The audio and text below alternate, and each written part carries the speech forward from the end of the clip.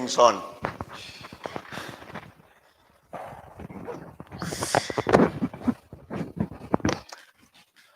Any questions, gentlemen? Brother Edil voice. That's a flower. Edil voice. You have was? Yes.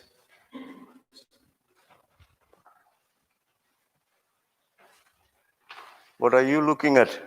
The Bible. First time he's opening, I think. Is it newly given to you here? Yes. You didn't have a Bible before. So now you have two Bibles. Lectures. Now this is the most standard one which we use for studies of theology here. Revised, that's why they give you the Bible. It looks very small, right? Which means you are not opened yet. When you use it, it becomes big.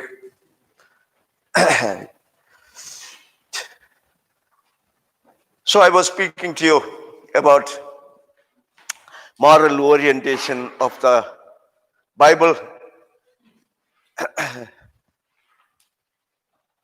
We said that it's better to study biblical morality by looking for some basic strands of thought, basic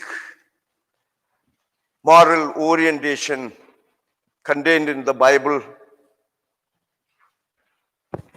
Throughout the Bible, that is to say, from the first page of the Bible to the last, there are strands that, kind of stand as eternal guidelines for us. And to pick these up and study them, elaborate them in some books, we can put them in the context of, the Old Testament, the New Testament books. So I pointed out to you those ethical summaries I highlighted for you. It's not that we choose these fundamental orientations, moral orientations of the Bible arbitrarily as we like, but it is already proposed for us in the Bible. So I placed before you 4 summaries, ethical summaries, one from the early church, then from Jesus's thought, his own summarization of all law and the prophets, as Matthew tells us, and then Jesus himself drawing his sources, it were, basing his thoughts and drawing them from the prophetic tradition. We quoted 2 texts from Prophet Micah, chapter 6, and Hosea, chapter 12. So we have, and then finally the enduring ethical summary that we find in the Bible. Perhaps that's the most popular and most widely known ethical summary, the 10 Commandments, found as a full collection of commandments, both in the book of Exodus chapter 20, Deuteronomy chapter 5, etc. So we looked at this and drew some characteristics that biblical moral stance is essentially God-centered. It begins from God and it is headed towards God. It's a little different from other ethical theories which begin with human happiness or human fulfillment or human nature and oriented towards human perfection or a construction of a human society and so on. There are ethical theories that begin and end that way, but biblical ethics begins and heads towards God. Second thing that we said was the chief concern of biblical ethics is not man's good or his self-realization, self-fulfillment. Not that these concerns are not present in the Bible. They are present in the Bible, but they are not the primary concern of the Bible.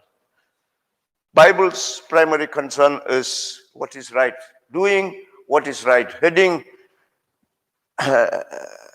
man towards doing that which is right, etc. And what is right is what God wants of us. What God wants of man is what is right. And then finally, we said in this ethical summaries, we can find a profound connection between our worship of God, our love for God, our service of Him, and our disposition towards our neighbors. There's an essential connection. So, these are fundamental moral strands of thought in the Bible. In whichever book you search for moral orientations, you will find them. So that's why we picked this up, and then I said we'll develop them in some books of the Bible. First of all, I placed this in the context of the book of the covenant. All right, this fundamental orientation, moral orientation of the Bible in the setting of the book of the covenant. That's a little passage, a collection of laws that we find in Exodus chapter 20, 22 to 23, 33. And I summarized for you and highlighted for you how these fundamental moral orientations of the Bible are found in this oldest collection of laws dating back to about 10th century. The laws they contain, of course, precede that, but we are speaking about this collection that came into existence around the 10th century. So we said it contains kind of two types of laws, unconditional laws or commands and conditional commands. And we highlighted that the similarities that these texts or this text has to ancient Babylonian literature like the Code of Hammurabi lies in the ordinances, that is to say in the conditional commands. And so we concluded by saying the original ethical thinking of the Hebrews are found in those unconditional commands, which according to Exodus chapter 24:3 are called words. The unconditional commands are called words and the conditional commands are ordinances. I mean, it's not explicitly stated there, but since there are two words used there, we can, I think, somewhat meaningfully apply them to these two types of commands. And I commented upon the ethics that is contained in these laws. We said three things there. First, we said something about the imperative nature of the ethics of this book. Several points I discussed there. First of all, I pointed out to you that these commands are given to people not with arguments. They are simply given. And they are accepted not because people are convinced or something, because they believe. So they are given and accepted in the setting of a loving relationship between God and His people. There are no arguments and rational, what we call ordering of thought in such a way that people say, for such and such reasons, we accept this. Of course, there are two motivations I suggested to you towards the end of that reflection. That is, Israel is to know it was to be kind to the strangers and those who are weak, because it knew who a stranger was in Egypt. Israel was itself a stranger. And therefore, she knew the heart of a stranger. And the only way she could keep alive that memory of her experience and what God did to her in Egypt was to be kind to those who are strangers, etc. And then, of course, it also stated a motive that there is a kind of justice in history. If Israel afflicted the poor and the orphan, afflicted the widows and the weak, it will meet a tragic end. I will put you to sword, and your wives will become widows, and your children orphans, etc. So these are two motivations that are given in that text there in this collection of laws. But by and large, there are no argumentations or kind of listing of reasons on the basis of which Israel must obey these rules. They are just given and accepted. That's why we say these commands, the ethics of the book of the covenant has an imperative character. Imperative, you understand the word imperative. What does imperative mean? Yeah, it's to do with, we have different types of sentences. All right. What are the types of sentences? Do you remember your grammar? Yeah, assertive sentence, very good. Interrogative. Yes, and Exclamatory. What else? very good. So you have these types of different types of sentences. All right. Words are the same, but when it is said in a particular setting and with a particular tone, all right, it has different meaning. If I were to say, for example, get out, all right, and it means not just an indicative sentence, get out, all right, this is a table, so you can sit down and ask, so what? But when an authority figure says to you, get out, you can't say, so what? All right. that's a impact of these various types of sentences, etc. If I were to say, brother, you're a great guy, and he may say, all right, he may not say anything. But on the other hand, if I ask him a question, all right, and he also sits this way, all right, a question challenges you to answer one way or another, right? Anyway, but of course you are free to answer. We live in a free country. In this classroom, once a seminarian told me, I will not answer. Yeah. I asked him why. Because I don't want to answer. Now what to tell the seminarian? Maybe he was in a bad mood or something. So I made a joke out of that. I said, this is a free country. I was just remembering that incident because I mentioned this one. So you're expressing your freedom, brother, go ahead. All right, yeah. So I moved on because my monkey was going up inside me, but I wasn't showing that one in the classroom. It's useless to get angry in a classroom, yeah.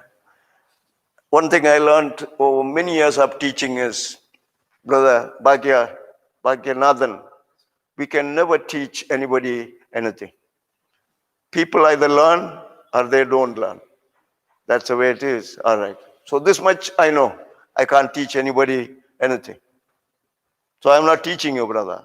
Right? Either you are learning or not learning. It's up to you. Very good. So anyway, from that day onwards, I never asked that brother a question. Let him exercise his freedom. But after 5-6 months, he walked over to my room. I was staying in this room, yeah, next door, where Father Dean is staying now. The Dean was staying in the rector's room, and I was staying in this room. A lovely room it is. It's as big as a hall, right? Great luxury to live that way. So he walked into my room and he said, Father, you must ask questions to me also. I will answer. Very good. So one day, who knows, Robbie, you might wake up to answer a question also, right? So I was saying there, the ethics of the book of the covenant has that imperative character. And I said that idea that these collection of laws contain, that the God who gives these rules is a God of one personal will. Israelites' neighbors had to consult to different gods in different departments of life. But for Israel, there was only one God with one personal will, whom they were to consult in all departments of life. So we said two things on the basis of that reflection. Therefore, the vision of life that this collection of laws has is a vision of unity of life. Life is connected. Our body and mind, our relationships, our economics, our religion, our politics, these are all interconnected. You can't separate them. You can't live religion in the church and then separated from this, you can't, do business. Your religion is connected to your business. Your religion is connected to your politics. Your worship of God is connected to your relationship with your neighbor, etc. So that type of unity of life is, kind of inscribed in these laws. And then I said something about the social concerns.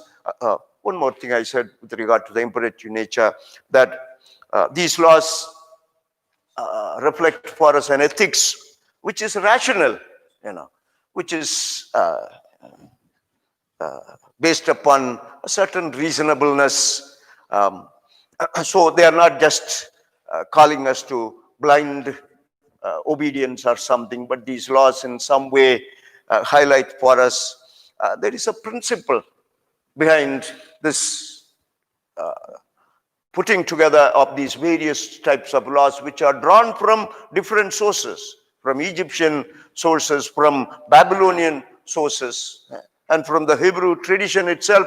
But they are all organized under one principles, whether these rules help us to stand in good relationship with God and fulfill the requirements that God makes of us. So this is a kind of a rational principle which kind of judges this collection of laws and puts them together as a list for us. So there is a kind of reasonableness and rationality in the ethics of the book of the covenant. And then I said something about social relationships. I highlighted for you that in the ethics of the book of the covenant, we find a greater equalitarianism than that was practiced during that time or before that time, etc. While these laws accept slavery, they do not make a distinction between rich freeman and poor freeman. This was a usual distinction that was always made. Thrasymachus, a sophist philosopher, he once said, human rights means the interests of the stronger party. That's what he said. Human rights. What are rights? It's the interest of the stronger party. If you are stronger than I am, you have the way. I have to move aside. Please go. That's in the animal world that is being practiced, right? So that's how they understood, the whole notion of equality, whether you are big, small, we have all a certain equality in some spheres of life. These are evolved concepts. As human history has proceeded, we have come to understanding that way. But in the book of the covenant, these laws reflect for us a little developed understanding of a certain equality that exists between human beings. There is no distinction in the law court between rich freeman and poor freeman, which we find in the Babylonian literature and the earlier traditions before these collection of laws. And then I also mentioned that there is great concern for slaves. Not one law that is contained in this collection of laws which supports the right of the slave owner. It's always supportive of the right of the slave. So although this was a terrible institution, these ancient laws seek to make this institution as humanitarian as possible, as humane as possible, etc. Anyway, gentlemen, so that's one idea I shared with you. Another idea was the social concern, Yahweh's concern for the weak, the widows, the orphan, the stranger, even animals in distress are to be object of care of human persons, etc. These are rules that we find in this. And then thirdly, I mentioned that there is a great connection, or rather deep connection, between worship of God and worship of or service of human beings, fellow human beings. There is a connection between temple and marketplace. There is a connection between religious taboos, offering sacrifices, and administration of justice in the courts, etc. So that type of connection is brought about by the ethics that is contained in this collection of laws. And I went on to say something about Prophet Amos. The same ideas we placed in the context of Amos. I don't want to go back and describe that once again. We basically said that Amos's ethical thinking is based upon two fundamental concepts. That is his notion of God and the importance of justice, etc. These themes are interwoven in his book. So his concept of God was that God was one and that he was universal and that he ruled and that he was active. So that's a notion. But above all, that notion of oneness, which was universal in character, was the foundational principle on which Amos founded his ethics. Because God is one doesn't mean numerically one, but that he was one in the manner in which he acted, in the manner in which he ruled. He did not, go zigzag, but he went in that even-handed manner. So this is the significance of that word oneness, not only numerical oneness, but also that he was constant, consistent, even, straight, etc. This is the fundamental principle of ethics for Amos.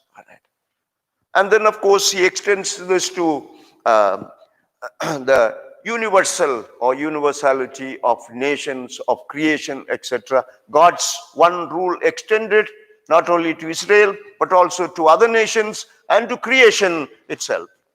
4:13 of Prophet Amos, we read that he's the creator of the mountain, the winds and the stars. All right. So his rule extends to creation. He rules all of creation with the same consistency. And I pointed out, on the basis of this notion of God, his universal unity, Prophet Amos developed a prophetic method, we said, by which he called on Israel to measure other people with the same standard they measured themselves. Every individual was to do that. You want to pass judgment on other people, go ahead and pass, but use the same standard for yourself, because that is in consistency with the basic principle of ethics, that is oneness of God. So Amos pointed out that Israel's problem, ethical problem, was not that it did not know what it was supposed to do, what it ought to do. Israel knew, but its problem, ethical problem, was rebellion. That is, not doing the right it knew it ought to do. Although Israel knew what had to be done, it failed to do. And this was rebellion, according to Amos. And this was the problem of Israel, rebellion. And there were many types of rebellion: sexual immorality, theft, and other kind of indulgences that human beings, fell into. But of all the expressions of rebellions, there were two of them which were most destructive, and that was injustice and oppression. So Amos points out that injustice consists in using, flexible standards, flexing rules in order to arrive at advantage for oneself or one's, friends, and so on. So in other words, violating that one principle of God. So understand that. It's a very nice concept. I think that's one of the fundamental insights that Bible gives us about whether you're talking about justice or fairness or human relationship, human governance in politics, etc. You know, that fundamental straightness which must govern human beings in every sphere of life. And that's based on, according to Prophet Amos, on the oneness of God. So injustice was this type of flexing, whether it be in using one weight in buying, another weight in selling, whether it be twisting rules in order to arrive at advantage for oneself or one's own group or whatever. So these type of expressions of injustice are very destructive of society. Amos was convinced if Israel were to survive, it must restore justice in all spheres of life. And the second type of rebellion he spoke about was oppression, that is, the strong taking advantage of the weak. I refer you to two texts only. There are many texts in the book of Amos, but those two texts you can read, learn by heart. All right, in chapter 2 and chapter 5, two texts, very nice texts, which kind of hit your heart as you read them. Yeah, trampling the head of the poor in the dust. Yeah, that's an expression of oppression. So this type of rebellious attitude would lead Israel to self-destruct. So Amos was convinced that with God's help, Israel could convert itself. He believed that all of Israel could be transformed, challenged and called to conversion, etc. So with that conviction, he preached. And of course, in Amos, as I pointed out to you, there was conjoining of those two concepts of worship of God and establishment of justice among human beings, worship of God, offering sacrifices in the temple, burning incense, singing incantations, and justice in the marketplace, justice in the courts, and fairness in the marketplace. This was required. So I quoted for you, I concluded with reading that text in chapter 5, 23 or 21 onwards. We read that passage. Let justice flow like overflowing stream, etc. So I cannot anymore endure your incantations, the sound of your singing, the smell of your sacrifices. These have become unendurable. Go back to the streets, establish fairness there. Go back to the courtrooms and give justice. Let justice flow like a stream, like a stream in spate, as it were, overflowing with water. So that's what Amos is saying. So you see that interconnection. And of course, this continues, as we shall see, in the thought of Jesus, as it were. The greatest commandment, Jesus said, was love God, love neighbor. It's a recapturing of this insights of the prophets as well. I already pointed out to you in those ethical summaries. Now, we proceed to the next section. From the time of Amos to the New Testament times, before we look at the moral outlook of Jesus himself. 750, about 7 centuries that lie between Jesus and Prophet Amos. Yeah. During this period, historically, Israel went through various political turmoil, wars, and if you read the books of Samuel, Kings, Chronicles, etc., we have a kind of historical report of what transpired during this period. I just mentioned there 3-4 things. You can have that picture in your mind. In 711, the Assyrians destroyed the northern kingdom. Assyrian exile.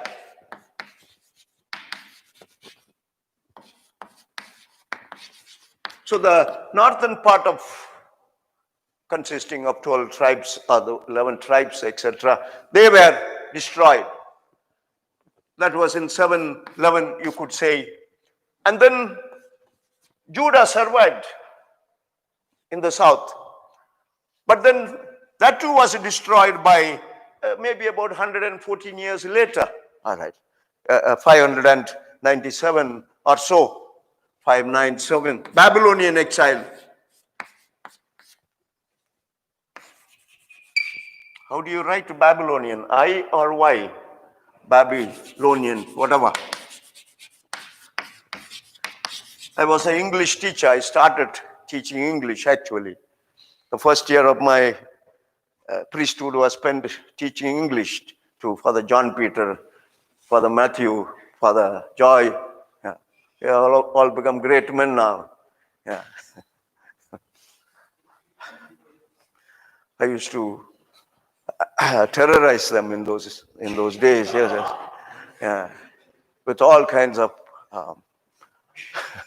exercises and shoutings and angry expressions, etc. You can ask them privately. Yeah. I used to be very strict about spellings and this type of thing. Now I myself don't know how words are spelled now. Anyway, Babylonian. How do you write that? Babylonian exile. B-A-B-Y or B-A-B-I? Why? All right, Babylonian exile. That was in 597. And then, of course, when the Persians replaced the Babylonians, they gave freedom, Persians. In the book of Nehemiah, Ezra, etc., you read that story. All right. How the Persian, they were broad-minded people. They said each group of people should be allowed to practice their own religion. The Jews were allowed to go back to Jerusalem, build the temple, city, etc. You read about that. The Persians gave freedom. But this was replaced by the Seleucids. Alexander. And these people once again wanted to impose one religion, one culture upon people. And the Maccabean revolt against the Seleucids. In the books of Maccabees, you read Maccabean revolt. And of course, they succeeded for a brief period against the Seleucids. A brief period of freedom, and this was followed by the imposition of Roman rule, which was the setting in which Jesus was born. All right. So these were the external historical events that took place. Internally also, Israel was going through a process of transformation. In the beginning, it was a nation trying to settle down, looking for political independence, etc. But as things settled down, they had their own land, king, etc. Internally, they were being transformed into a people who were searching for meaning for their existence. And they found meaning for their existence in the mission of obedience to Yahweh. Yeah.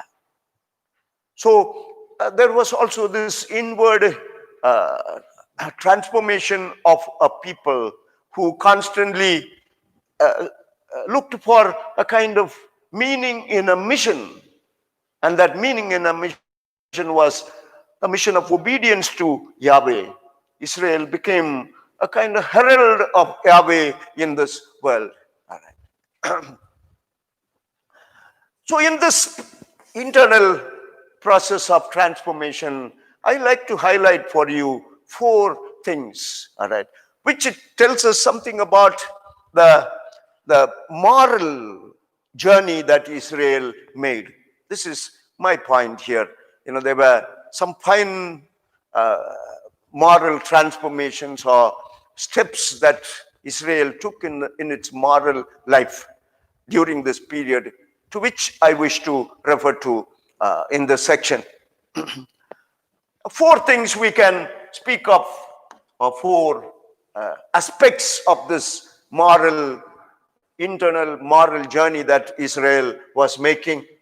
That was a shift from a collective, a more communal understanding of human existence, or collective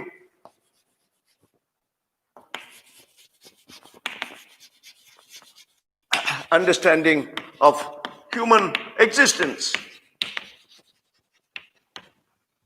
to a more individual understanding. More individual understanding.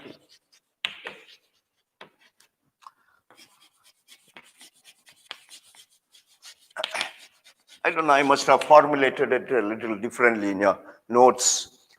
Whichever, you can make your own formulation. But understand the concept. All right. So this is a very significant kind of, change of mindset. This is another stance that Israel began to take as it morally journeyed forward in history during this period. The second thing was the problem of divine justice. Problematics of divine justice.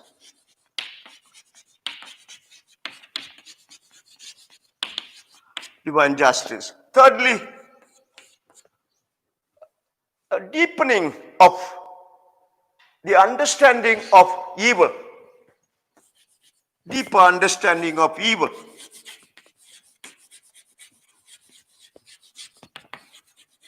Deeper understanding of evil.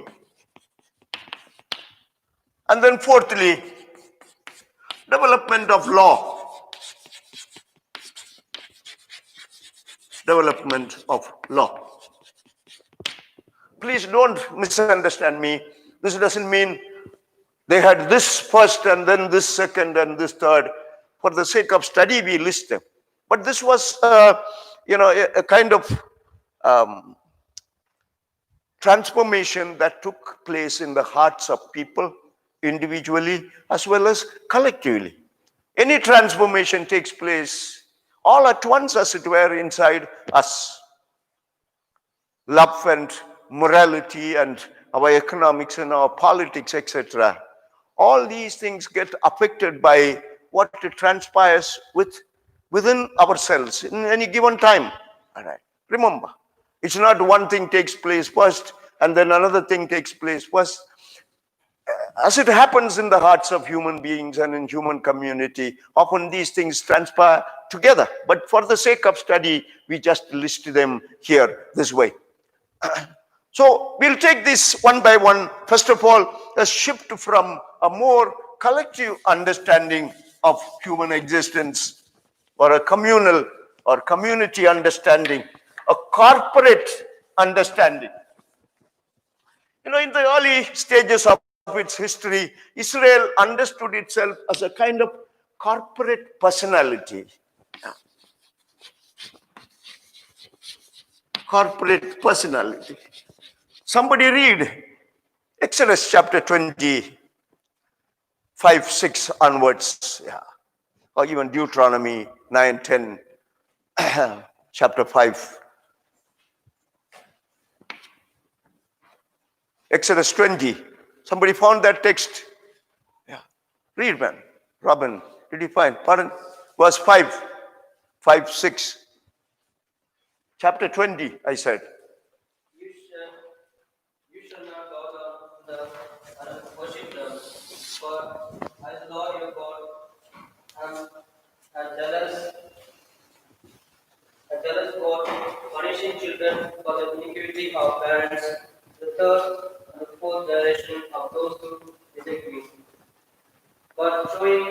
was love to the thousand generation of those who love me and keep my commandments.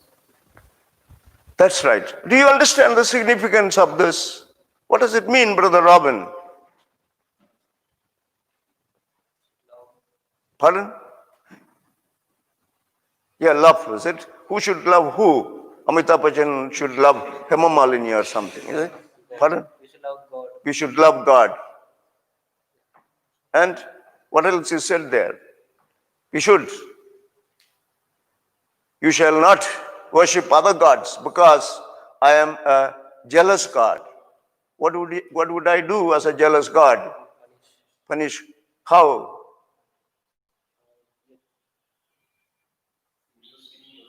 Pardon? Children for the iniquities of parents. That's right.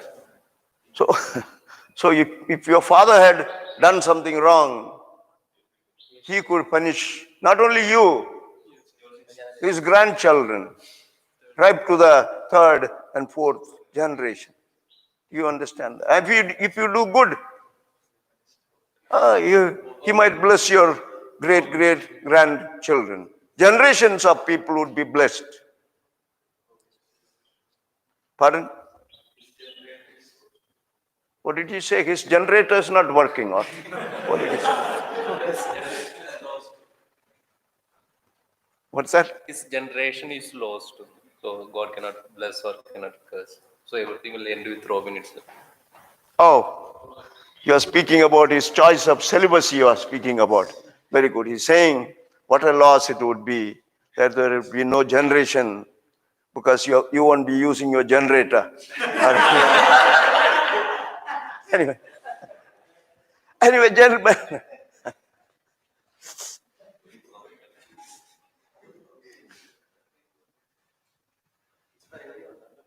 Pardon?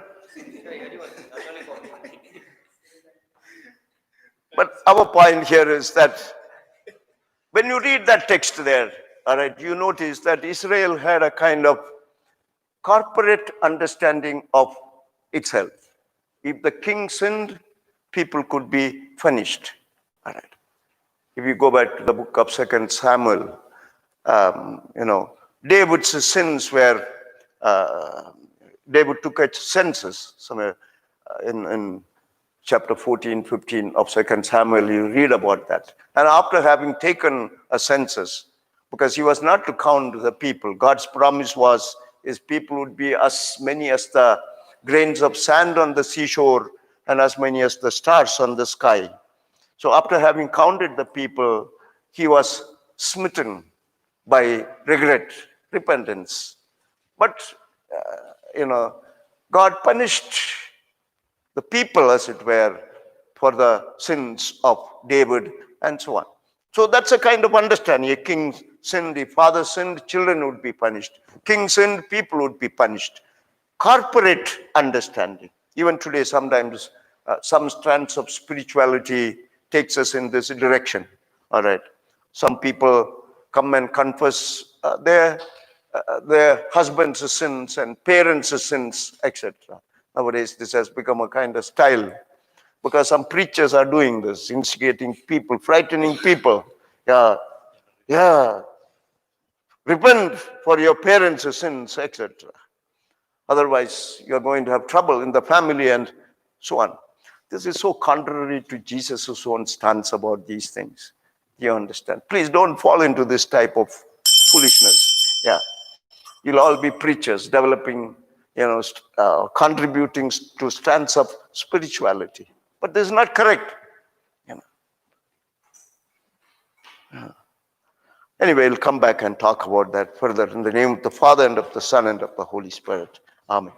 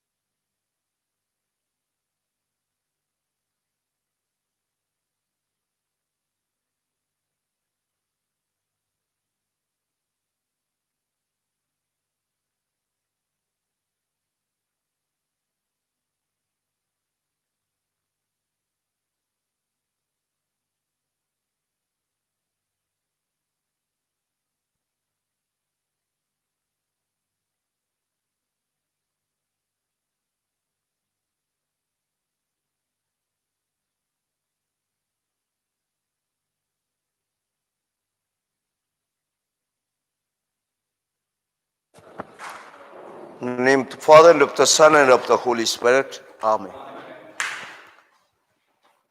So the first point that we were discussing as part of this development that took place in Israel's journey during this period from Prophet Amos to the New Testament to Jesus' time. First of all, we said that there was a kind of change of understanding of human existence. During the earlier period, Israel understood as a kind of corporate personality in which not only the individuals existing at a time were interlinked, but generations were interlinked. So the past, the present, and the future were kind of interconnected. What happened in the past will have consequences for the present as well as the future, etc. To some extent, this is very true. The Bible is not being, unrealistic or something. This is true. It's a simple thing that when a father, for example, he takes up to alcoholism or he does something terrible, evil, and the family has to suffer for this. If a father wastes the money of the family, property of the family in bad habits, the children, will be affected. Their health would be affected. Their development will be affected. Their education would be affected. And for generations, they would be affected. No doubt about this. So Bible is not saying anything wrong or so when it says that I am a jealous God who visits the iniquity of the fathers upon the children up to the fourth generation. Bible is not saying anything wrong or something. It's speaking a truth. All right. But in another sense, as Israelites developed, they began to understand this a little differently. In another aspect of our existence, this is not true. All right. So there are personal aspects where we use our personal freedom for which we alone stand responsible. So that was an awakening that came upon Israel in the course of its history. Right. So in the beginning, this was understood this way. But starting with prophet Ezekiel, all right. Somebody read that passage in Ezekiel 18:20, chapter 18, verse 20. So individual moral responsibility came to be focused. All right.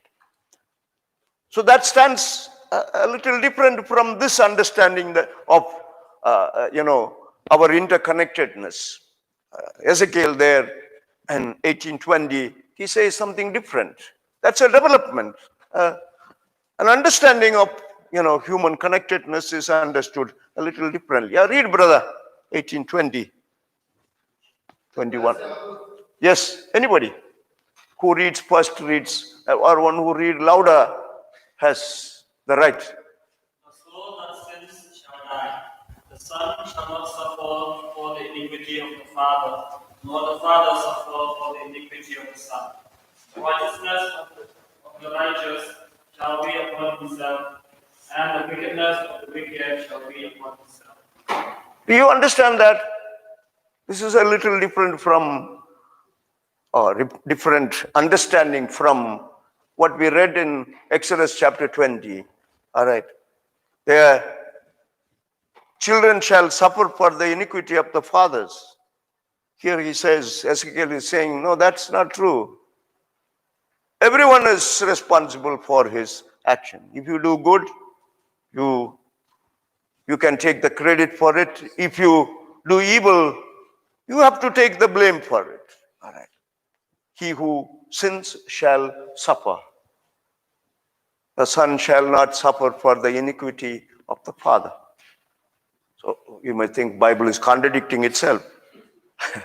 There are some curse which remains after generation. What do you mean? Recently also, What do you, pardon, what do you mean by this curse, etc.? No, recently also there was one incident, something related almost like this. In Kerala, a priest was accused that he killed one woman. Father Benedict, yes. Yeah, we are very aware. When we were young, it was a very scandalous thing. It was all over the newspapers. Poor father, he was accused. Yeah, and then of course there was some problem in the family where this or which caused this murder to take place. Father was connected to some confession, and somehow the circumstantial evidence led to he being accused of having killed this woman, one Mary Kuti, her name was, yeah, Benedict. I think Mary Kuti, if I remember. Anyway, subsequently, of course, in a retreat context or something, people were suffering. You see, brother, there's a mental and psychological process by which sometimes generations of people get affected. All right, regret, guilt, these are things that play in the minds of people. Today, medical science tells us 85% of illnesses are caused by mental processes. That's why in the first class I mentioned here, and before that as well, put on good thoughts. Not only put on good clothes.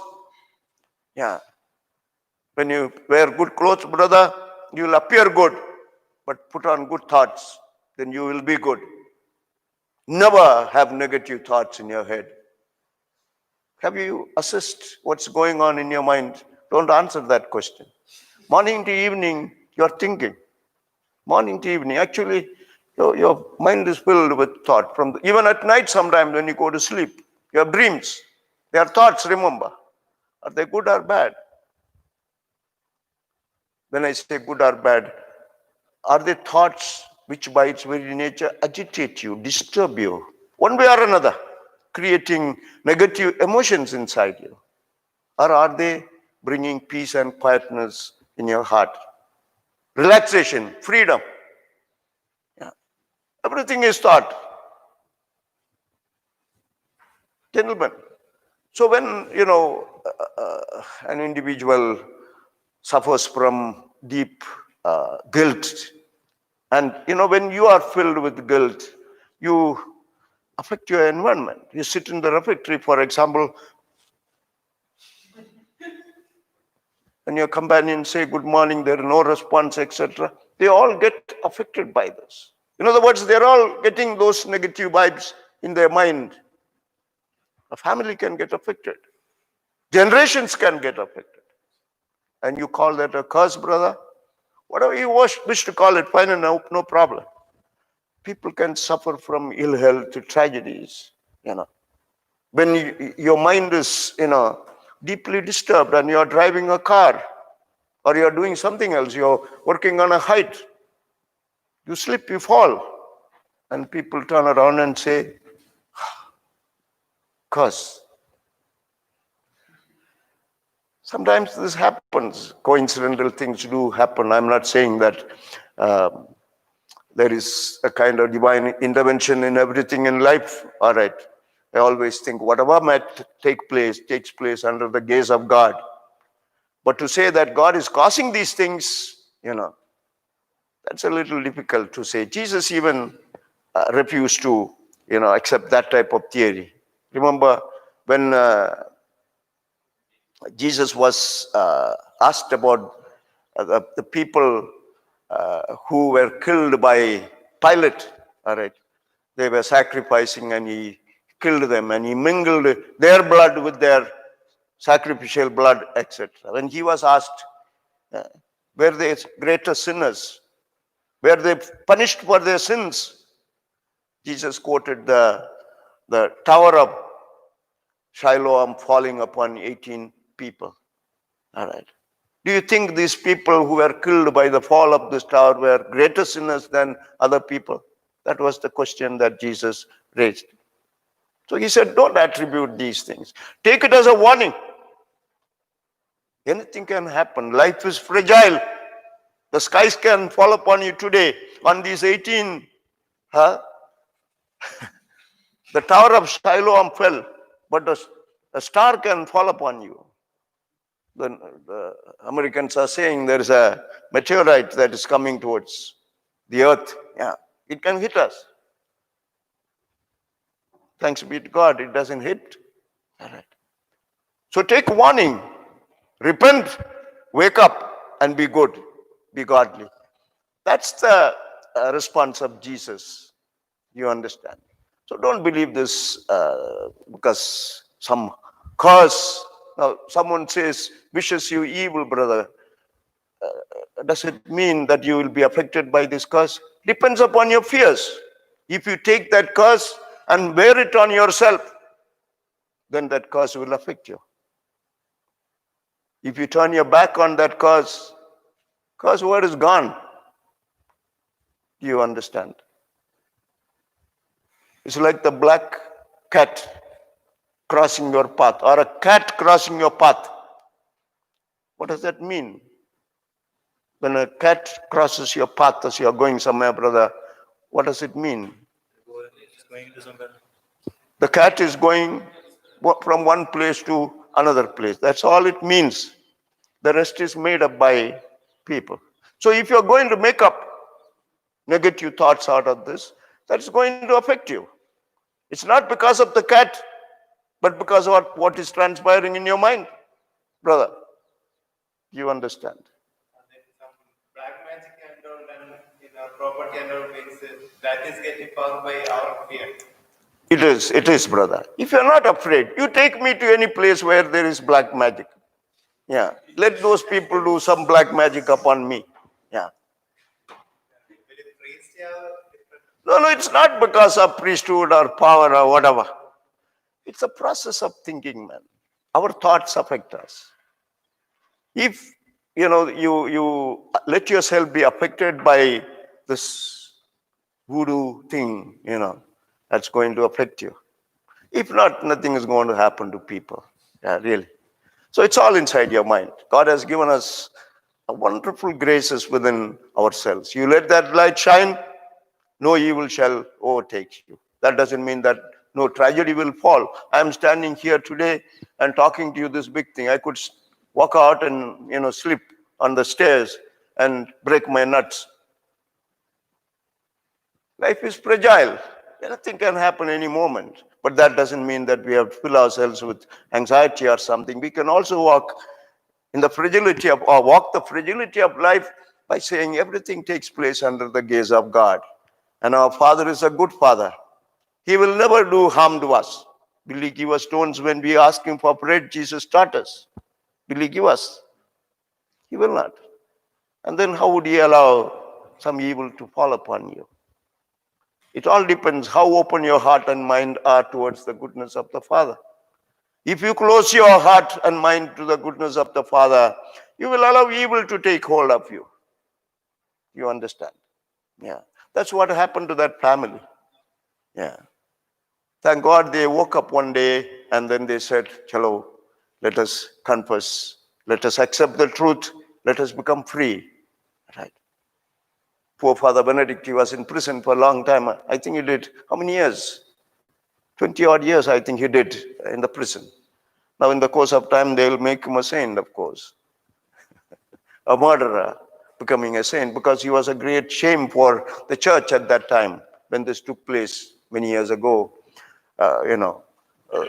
Church was not afflicted by too many scandals. Now that the church is open to all kinds of scandals, less and less people are surprised by what happens. All right, yeah. But in former times, when something went wrong with a priest, it used to be headline for weeks. Yeah, headline.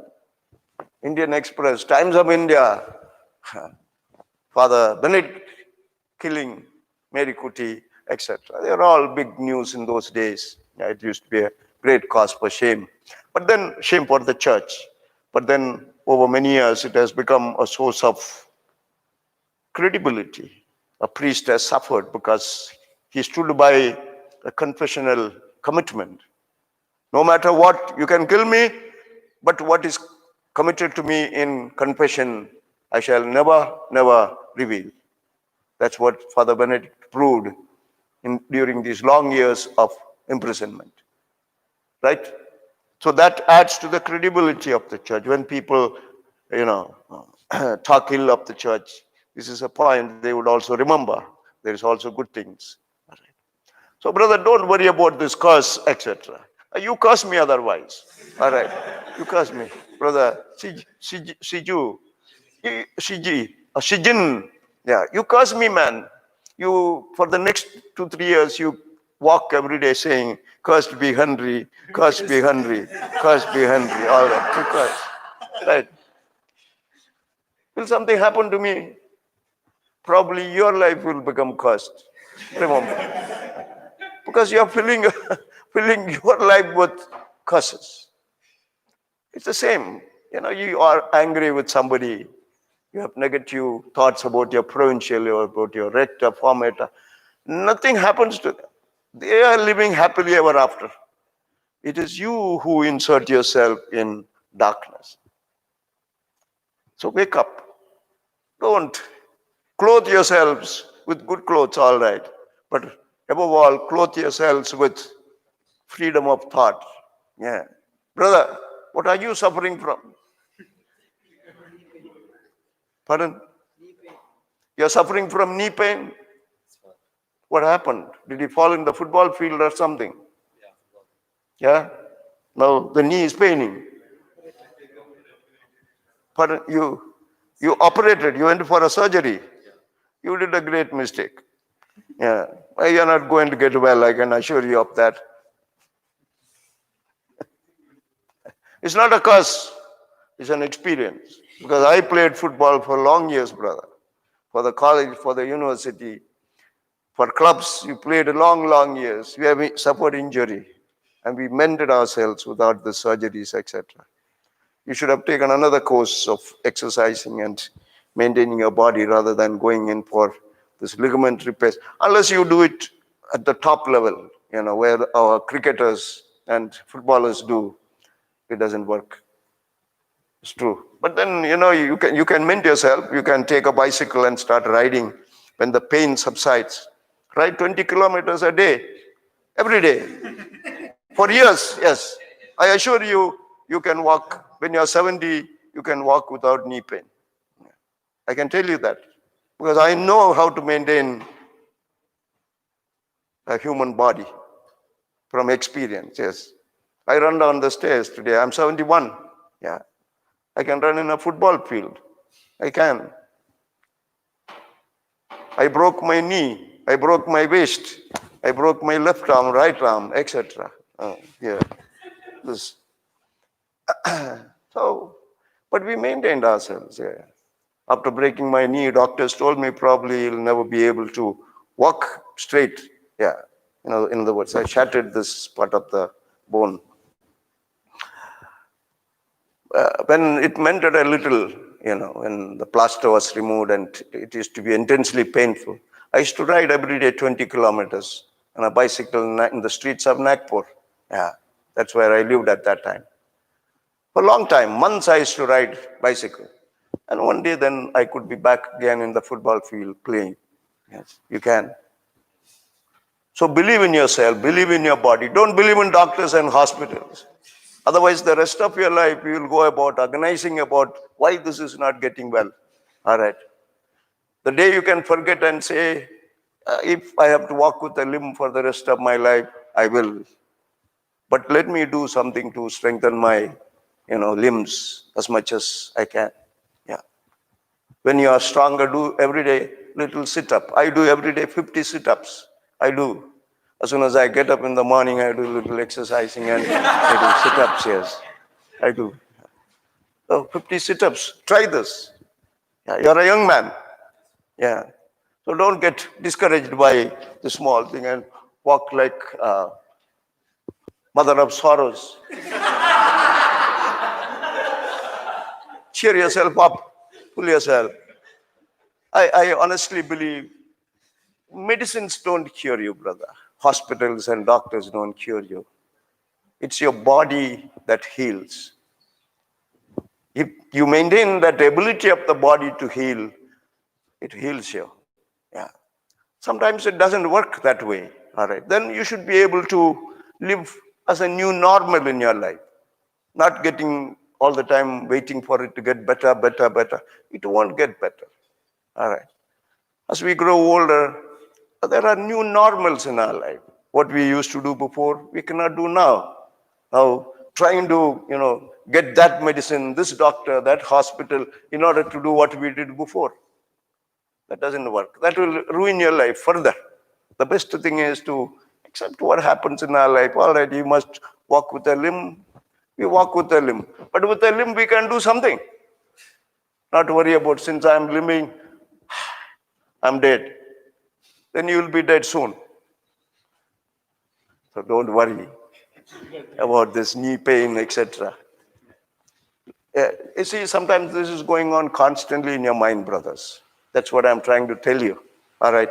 And that affects you enormously, much more than the physical part of it, what's transpiring in your mind. The day you can forget about your knee, in your mind, you aren't thinking about your knee anymore. Sometimes when it pains, you say, oh, my knee is paining. Maybe I need a little rest or change a little bit about what I'm doing, etc. All right. Once in a while, you might come back to that and say, make a decision, and then forget about it. The day you can forget and think about other things, there are wonderful things to think about. Today, the sun rose. That's a greater blessing than your knee pain. It's a small thing, man. You are much more than your knee, right? Think of those bright aspects of life. You train your mind that way. Then one day you will see, you wake up to see, Arey, my knee is all right. My God, where did this health come from? Yeah. Please. Because I have seen this suffering of people sometimes, They're just not able to get out of this, really. And as long as you are not going to forget this, you will always move from one degree of knee pain to another, until one day all of life becomes a knee pain. People become incompetent sometimes. They lose their ability to live their life freely because they are caught up by one problem. I'm not saying that you're moving in this direction. Please, for heaven's sake, don't misunderstand me. All right. It's a general instruction I'm giving an old man who has lived his life healthily. I'm trying to share with you an insight about human existence. Yeah. Become free man inside you. Don't get fixed with one man or one evil, one body part. No, life is broader. Yeah, brother. All right, let's proceed. So Ezekiel says, 18:20, giving responsibility, fixing upon reward and grace for those who do good, etc. So there's a kind of move from a corporate understanding to individual understanding of human existence. Yeah. That is not to say that Bible discarded community existence. That's not true. That was never abandoned. But as far as one's freedom of expression in moral areas and the responsibility that accrued to one, Israel began to understand that the individual stands alone with God, etc. He who sins, he shall suffer for the iniquities that he has done, etc. As a consequence of this move, two things happened. One, a personal spiritual life developed. That's an important development in the moral life of Israel. Personal spiritual life. As a consequence of this individualized understanding of human existence, a personal spiritual life developed. It was not as in the earlier period that the people stood together in worship of God. Now, individuals began to pray to God personally. So you have expressions of this in Psalm chapter 1, Psalm 1, 15, 22, 23, etc. You have, especially, you might remember Psalm 23, my shepherd is the Lord, I shall not want, etc. It's intensely personal expression of a relationship with Yahweh. Psalm 22:2, my God, why have you forsaken me, etc. A man in intense anguish and pain crying to his God as the source of strength, as a source of the last recourse that he has is his God, etc. So remember, that type of development of personal spiritual life came into focus. A second development was the notion of resurrection. The notion of resurrection evolved. The hereafter existence, an existence after our life, notion of,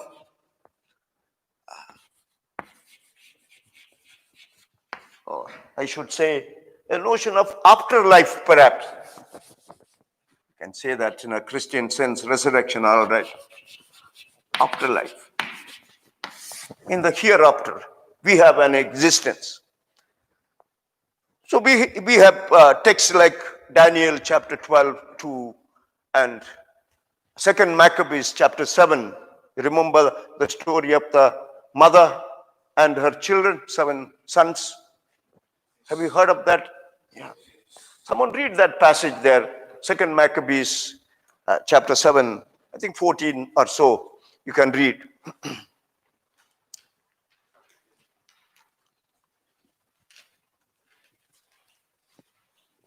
Have I included that text in the note? If it is there, you can read it from the note. Some texts I put down in the note as well. Maybe it's not there. And, and when he was at his last breath, he said, You, you accursed wretch, you dismiss us from this present life, but the King of the universe will raise you up to an everlasting renewal of life, because you have died for his laws. That's right. So you see, personal responsibility. According to the older understanding, if father failed, his sons would pay for it. If father did good, even though he did not reap good rewards, his children or children's children would reap good reward. That was the understanding. But when personal responsibility came into focus, the question began to be raised, what if Susai Raj lived a very upright life, but let us say he was falsely accused and he was killed? Like the suffering servant of Yahweh in Isaiah chapter 3, chapter 53, 52, 53, etc. 53, 13 to 52, 13 to 53, 12 or so. There is the last of the suffering servant song. All right. The man being led as a lamb to the slaughterhouse, a man of sorrows, intense suffering. No one knew that he was actually bearing the burden of the spectators who were watching this, spectacle of a man being killed. He didn't have even the comfort that the people who watched him knew that it was for their sins that he was suffering. He didn't even have that comfort. So you may ask a question, how can God allow a man to die that way? He has lived righteously. How can he allow this shameful death? What happens then? Where is the justice of God? All right. So this notion that in the hereafter he would be rewarded. That's what that young boy is saying. All right. You dismiss us from this life, but the God of the universe will make sure that we will get our due reward, etc. So the notion of resurrection, etc., came about as a result of this understanding, a more individual understanding of human existence. The second is the problematic of divine justice. This too is a notion that you are familiar with.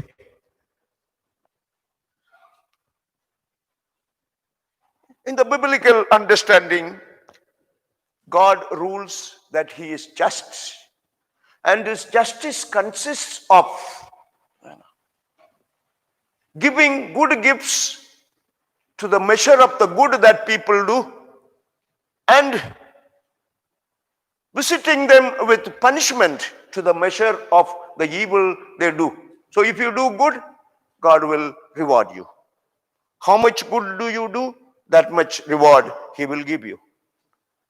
If you sin, if you do evil, he will punish you. And to that measure of your evil, he will punish you. If you read Proverbs 11, there are some proverbial statements which highlight for you this idea of justice of Yahweh. Yeah. Anyway, that notion is clear to you. But this understanding, this theory of divine justice explained some things. Sometimes it happened that when people in good relationship with God had long life, good health, prosperity, etc. But in some cases it did not work. For example, this upright priest, Father Benedict, how much shame he had to endure before the world, falsely accused, dragged before courts, all kinds of accusations made against him, put to shame in the eyes of the world. He endured it all quietly, silently, bound by some divine force, as it were. He was bound. Yeah. So that's a whole point. Now, why does God allow such a thing? If he is just and he gives good gifts to those who are good, here is a good man who is suffering. So there were many questions that were raised in relationship to this theory. A few questions I put down here. If this is true, if God is just and he gives good rewards to those who do good and punishes those who do evil, and that too proportionally, then why do the wicked prosper? Why do the wicked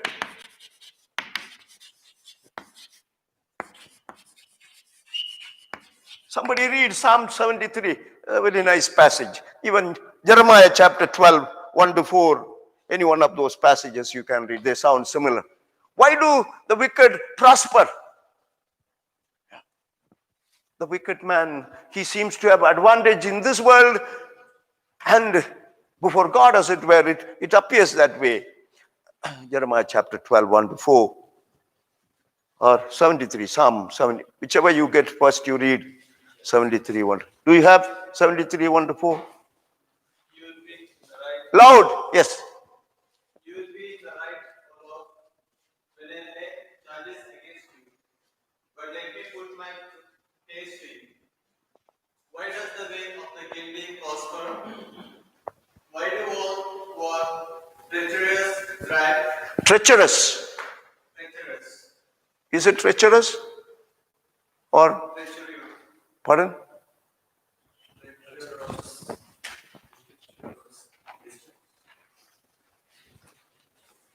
Yeah, man, it is treacherous, man. That's a word, yes, treacherous. Don't say treacherous. All right, treacherous, yeah. Treacherous.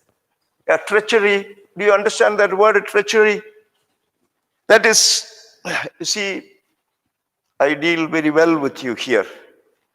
But when you are going away, I dig a hole for you behind your back. I plot evil against you so that I can destroy you. But before you, I am a wonderful fellow. Good morning, brother. Good morning. Do you understand? That is treachery. Yeah, working evil behind the back of people. Yeah. Right. So the treacherous man, who smiles at you but who plots wicked against you, who digs a hole for you to trap you, etc. He seems to prosper. How can this happen? All right. Yeah. That's what the inspired writer is asking. Go ahead, read. You plant them and they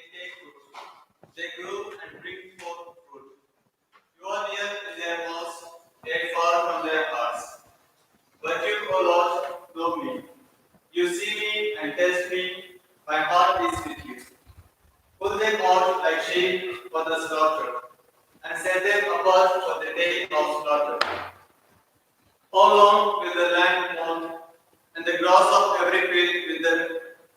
For the wickedness of those who live in it, the animals and the birds are swept away, and because people said, "It is planned to our race." All right. So you see, both Jeremiah as well as the psalmist raised the same question. Why do this type of evil people thrive? We also ask the same question. Why do two men who are so wicked, why do they rule our country? All right, we ask ourselves that question. Yeah. Yeah. If the justice of God pass to another generation, Pardon? if the justice of God pass to another generation, You are asking, will the justice of God pass to another generation? What do you mean by that? Are you applying that text from Exodus chapter 20?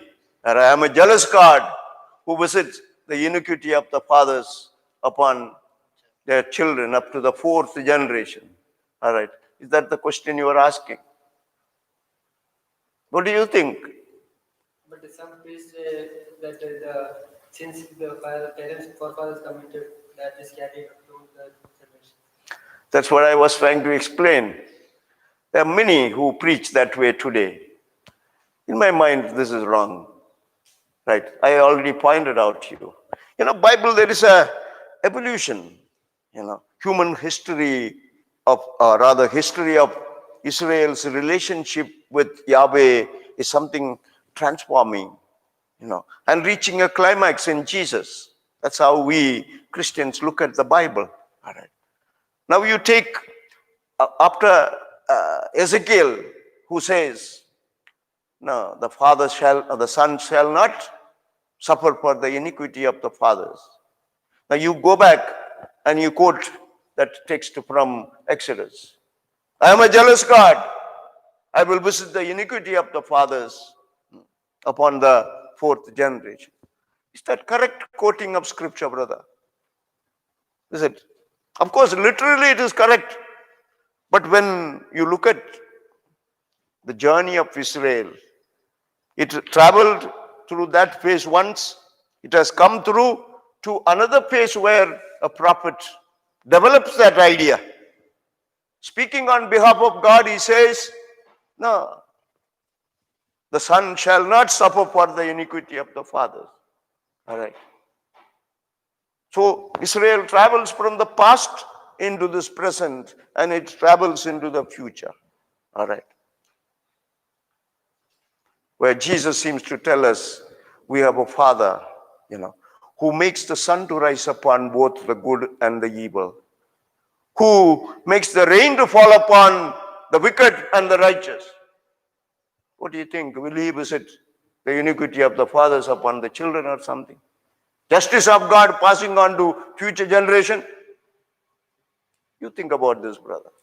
So often you see, you isolate a text and you say this is the word of God, and then you place it before people. It's easy to frighten people, as brother Shijin said.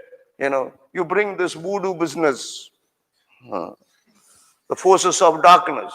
Our minds have a propensity to accept these things. All right. And often it comes from an authoritative figure who performs miracle, etc. And he says, "It's because of a curse this is happening." People tend to accept this one. But you place this in the setting of Israel's journey in the Bible. And I think it would be wrong for you to take a text of the past and isolate it from this future development and then highlight it and bring out the meaning. Yes? It may be true that the understanding of the people regarding God's justice all Yes. evolved, but we see the action of God Himself. For example, from the life of David, he had a relation with the Bathsheba, and the son was born, and God kills that boy. Only the The baby action he of his- kills, yes. A baby he kills. Yes. So the action of his father. So the action of God Himself is very clearly mentioned in the Bible. So it is not an understanding of the people, but the action of God Himself. So how can we reconcile this? You see, often an event takes place, all right, and people give interpretation, understand that event in a particular way, depending upon the setting of their life, etc. All right. We have now understanding of David's, experience of a loss of a child, which was born out of adultery. All right. Out of a terrible evil that he did. And so David feels that this is a punishment that he received from God for the evil that he had done. And that is recorded for us in the Bible. All right. Do you understand that? Yeah. It's David understands this as an action of God. Yeah. So it is written as Did God, pardon me? Yeah, David's so it son. is written as a subjective understanding of David. David, How yes. David- Most of these events recorded in the Bible are subjective understanding. Do you understand? Yeah. But the understanding is something that is evolving. We have to take account of this historical process. You want to be truthful to the Bible, I think we have to take this historical journey of Israel towards the New Testament, etc. If you isolate this away from this, then we can end up in all kinds of misleading understanding as well as doctrines, etc. Follow that, yeah. So place yourself, yes, At times, this black magic, yes. that happens even without the knowledge of the person. Even there's some step. Then who makes the connection, brother? No, later on, I mean, they come to know it is. But who makes the connection between, suppose I am not aware, some evil is falling upon me, all right, and I go through this in one way or another, all right, and then someone comes along and he makes a connection between that and this. Who makes the connection? Have you ever wondered about that? And there is an interest behind making a connection, all right, often financial interest, some kind of, or fame interest, promoting oneself as a prophet or whatever. Who makes this connection, brother? You ask that question to yourself. Yeah, you go back toward the event that you are thinking about. Who made that connection actually, and what's the interest behind that connection? And I am not saying that they're making these connections deliberately, all right, but there are interests behind this sometimes. Think about this. Yeah. Yes, brother, please. Is it the justice of God and the final judgment is as well as similar? The final judgment and the justice of God. You see, justice of God might transpire already in this our world. All right. Final judgment is not that something that comes at the end of your life. Final judgment, as the Bible sees, is an event that will take place when history comes to an end, when God's plan will come to fulfillment. All right. When new creation will come, the old will go away. This fellow is sleeping. Go ahead. Wash your face and come. Otherwise, yes. Don't. You're welcome. Just walk out, wash your face, come. All right. It's a time already. You're waiting for the minutes to go by.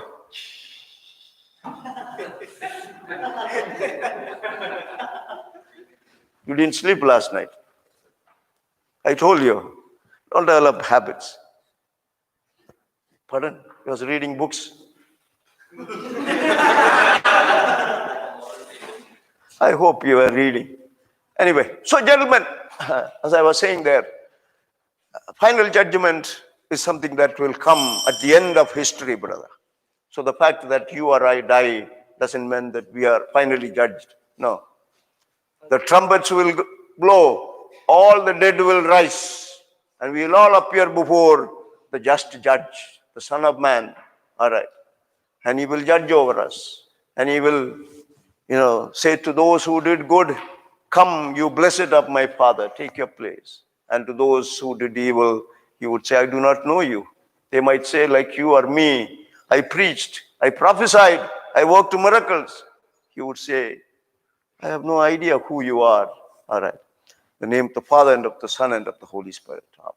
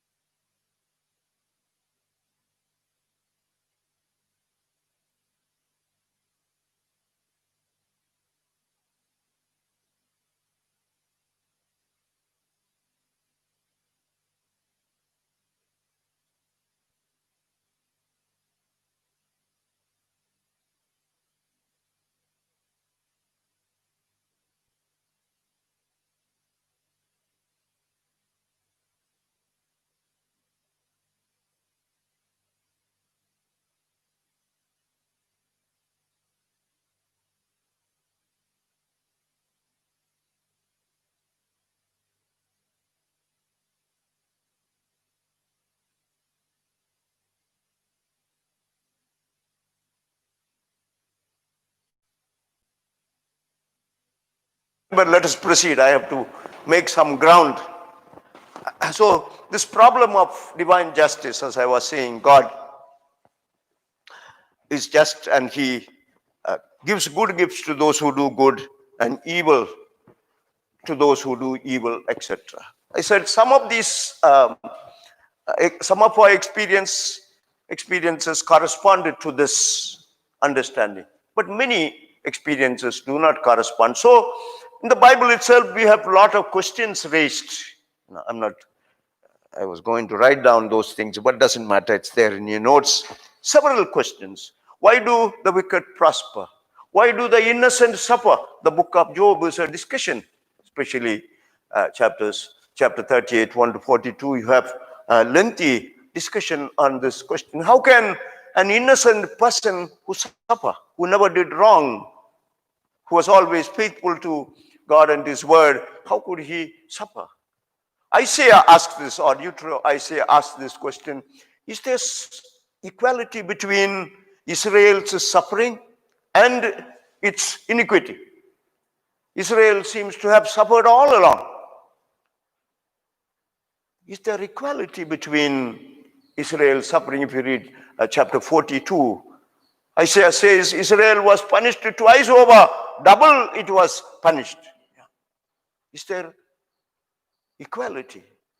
Or the book of Job, chapter 9, 28 or 38 or somewhere, we read there, Job asked this question: is it just on the part of Yahweh to put a man through such troubles, such deep troubles? Is it fair? Is it just? As he himself was asked to journey through such terrible suffering. Is it fair on God's part to do this? He asked the question. Isaiah asked another question. Are other nations, Assyria, Babylon, these nations seem to thrive? Are they more righteous than Israel? Are they holier nations? So these were all questions already raised in the Bible. They are similar to questions that occur in our lives as well. When a young couple who wait for a son, a child, for 7-8 years, praying, visiting shrines in order to get the son, and the son is born and he lives to be 8 and then he dies in an accident. They can ask the same question: why God? Why did you give us this child in the first place? Now that you had given, why do you take him away? Yeah. So people ask that type of question. All right. What's the answer anyway? Is there an answer for this? Bible seems to give us a few answers. I just mentioned them quickly. First of all, Bible tells us that God's ways are not our ways. You can't quite understand God's ways. Isaiah chapter 55, we have that famous passage, 55, 8 onwards. Somebody read that text. Very beautiful text. Yeah. My ways are not your ways. All right. Yeah. As high above is the sky over the earth, so are my thoughts above yours, are my ways above yours, etc. 55, 8 to 10. Isaiah. For my thoughts are not your thoughts, Yeah. nor are your ways my ways, says the Lord. For as the heavens are higher than the earth, so are my ways higher than your ways, and my thoughts than your thoughts. For as the rain and the snow come down from heaven, and do not return there until they have watered the earth, making it bring forth and sprout, giving seed to the sower and bread to the eater. So is my word. But you went beyond. I was saying 8 to 10. You are reading 11, verse 11. Doesn't matter. But they're, pardon? 8 to 10 only. All right. So then, of course, the word goes on to say, so is my word will not return without causing these effects that will occur. But our point here is to highlight that statement. God's ways are Not something that we can easily understand. That's one answer Bible gives us. All right. The second answer Bible seems to give us ultimately is that the nature of faith is such. The nature of faith is such that it is seen only when it is tested. Only when it is tested, the nature of faith is made visible. Just like gold shines better when tested in the fire, so also faith makes itself visible, perceptible only when it is tested. Do you know you are a man of faith or not? When do you know this? When I have undergone some troubles. That's right. And you can come out believing, trusting, etc. It's then you know you are a man of faith. All right. That's another answer Bible gives us. Faith, by its nature, is proved only when it is tested. So, the sufferings that innocent people sometimes go through, are ways in which their faith is tested, as it were, or they prove their faith. They make their faith visible when they go through this journey of suffering, pain, and so on. Thirdly, the Deuteronomic tradition tells us that we should not understand troubles that occur in our life, sufferings, as direct punishment from God. Sufferings are not direct punishment.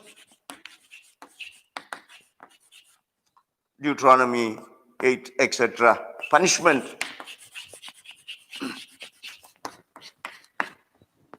But they are part of a corrective process. Corrective process. Corrective process. By which God leads us to greater growth. That's an insight I think we read in the Bible over and over again. Are you suffering, brother? Some trouble? Somebody is unjust towards you, unfair. They cause you a lot of problems. And you go through this as though nothing happened. All right. By the power of faith in God, you come out on the other side, unaffected by this. You are a stronger man now. You understand. God uses sometimes people, events, circumstances, etc., to lead us to greater growth. So every troublesome situation in your life is an opportunity for greater growth. Bible tells us this. All right. Yeah. So we have to see sufferings that people have as part of a corrective process by which the Lord leads us to greater and greater growth. Many examples. Of course, some people get destroyed by suffering. Yeah. I know a religious sister who lost her arm. She was a headmistress of a school, very enterprising lady, talented and so on. And while sitting in a bus, the bus ran too close to another vehicle and the hand was completely shattered. So they had to amputate her arm. So that became a source of problem for this sister. And she turned mentally ill. The congregation had to shut her down in a room because she was turning violent. And, people sometimes suffer this way. But in somewhat similar event, other people come out gloriously. They discover new things in their lives. All right. Carlo Carretto. Carlo Carretto. Have you heard of Carlo Carretto? No? Who have you heard of then? Modi and Shaw, you have. Carlo Carretto. He belonged to the little brothers of Jesus. Have you heard of them? Founded by Charles de Foucault. No? You have heard of Little Sisters of Jesus. You have not heard. They used to be in Bangalore, etc. Little Sisters of Jesus. This congregation was founded by Charles Le Foucault. And their idea is, the spirituality of Nazareth, living the spirituality of Nazareth, bringing the gospel to the lower strata of life. So they don't become teachers and administrators, etc. They become sometimes road workers, these brothers. All right, they become factory workers. Yeah, that type of work they do. And Carlo Carretto, he was a prominent young person in Europe, a youth leader who organized international meetings, etc. At some stage, he got tired of all this publicity and public, involvement. So he burned his address book, as he writes, and he went away to the Sahara, where the little brothers of Jesus had their novitiate to do novitiate. And in that book, Why, O Lord, we have this book. It's a small little book. You can read in one afternoon.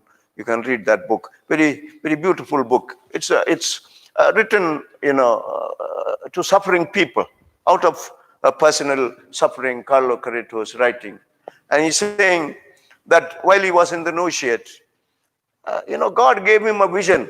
It was just more than a dream or something. He gave him an insight. So Carlo was very fond of climbing mountains. All right, when during holidays he would like to go hiking, on mountain hiking, etc. And and the congregation had this charism of bringing the gospel to the lower strata of the society. So he had a vision about his future ministry. He was going to be a porter in the Alpine mountains. All right, a porter. You have heard of Sherpas? Have you heard of Sherpas in the north part of our country? No, never heard of the Sherpas in our country. These are people who act as guides, who carry the luggage of tourists who come to climb Mount Everest, etc. All right. So who was the guy who climbed Mount Everest first? Hillary somebody. Do you remember? You don't. Not Tipu Sultan. As a priest was preaching once when Tipu Sultan climbed Mount Everest or something. Sometimes we priests, we come out with atrocious facts which are not even fiction can actually uphold. Anyway, so anyway, these are people who are accompanied by, hillmen who are who should actually receive the fame because they carry the luggage of these people and climb these mountains as well. All right. Anyway, he wanted to become a porter. In other words, carry the luggage of people and then be a guide for them. So he believed that God gave him this inspiration because he combined his passion for mountain and the charism of the congregation. Nobody had ever thought about a ministry like that beforehand. So he was very happy about what was going to happen in his life. But then soon after he had this vision, he narrates in that book, he had to undertake a journey into the desert. Desert is a dangerous place. And so he and his companion went into this journey. After a day's journey, Carlo developed intense fever. So the other brother was very worried. To get sick in the desert is a very dangerous thing. There's no help. Nobody comes to help. Anyway, he gave him an injection. Whether it was a wrong medicine or wrongly given, Carlo was paralyzed. He was paralyzed on one leg. All right. So imagine a young man hoping to become a porter in the Alpine mountains, exercising a new ministry on behalf of his congregation, etc. Suddenly his ability to walk is taken away. What happens? But then he says in that write-up, he says, it's in the introduction to that book, you're writing this, since he could not walk, he bought himself a jeep. Since he couldn't climb mountains, he took to watching stars, etc. And he became a writer. He became a writer in the 60s, 70s. When we were young in the seminary, we read Thomas Merton and Carlo Carretto. Yeah. Letters from the Desert was one of his famous books. Yeah. Very inspiring. If you ever get hold of a book called I, Francis, I think we have a small book, I, Francis by Carlo Carretto. One of the very inspirational books about the Sermon on the Mount and those attitudes that Jesus proposes. All right. Very beautifully written book. I, Francis. I, Francis. All right. Yeah. He's capturing the gospel in the spirit of Francis. All right. Anyway, so we read these books. So was that paralysis a good thing or a bad thing? Good in some way, he says, yeah. But for the sister, loss of an arm became a disastrous experience. For Carlo Carretto, it became a source of inspiration, all right. Yeah. Life changed for him. He would have been climbing mountains as a porter, now became an international writer. All right. So it all depends. It all depends. There's ultimately, brothers, there's one answer in the Bible for this kind of situation. All right, which is said to us by who? Anybody remembers? What is the ultimate word that we have in the Bible about this type of tragic events? Why do, very good, thy will be done. But there is another one, which expresses, this is Jesus' statement, not my will, but let your will be done. It's a fine commitment, all right. But this is based upon another attitude, all right, which is given to us by another statement, by a famous person in the Bible. Pardon? Behold the handmaid of the Lord. That too is based upon an attitude, you see. There has to be an attitude of trust in order to say that, let your will be done. Behold, the handmaid of the Lord. Let it be done to me according to your word. This is based upon a profound trust that the one in whom I placed my life will never ever do harm to me, etc. Both Jesus and Mary say this. But that attitude is given an expression by someone. Anybody? You're quoting Job, is it? Yeah, in Job chapter 2, verse 10. Job was told by his wife, man, why do you pretend to be righteous? The fact that you're suffering is clear that there is something wrong with you. So you curse God and die, she says. If you curse God, he'll punish you, and he'll punish you with death. It is better to curse God and die than suffer this way. And then to her, Job is saying, what a foolish woman. Yeah, if we receive good gifts from God, should we not also receive evil from him, etc.? The previous chapter he had said another big statement. Yeah. What we brought nothing into this world, we shall take nothing out of this. Naked I came, sorry. This statement, we brought nothing into this world, is not from the book of Job, it's from 1 Timothy chapter 6, verse 1 to 6. There is a passage, we brought nothing into this world, we shall take nothing out of this. As long as we have food and clothing, let us be satisfied. Yeah. And those who want to be rich wound themselves with all kinds of hurts, for the love of money is the root of all evil. There's a wisdom here. Love of money, brother, is the root of all evil.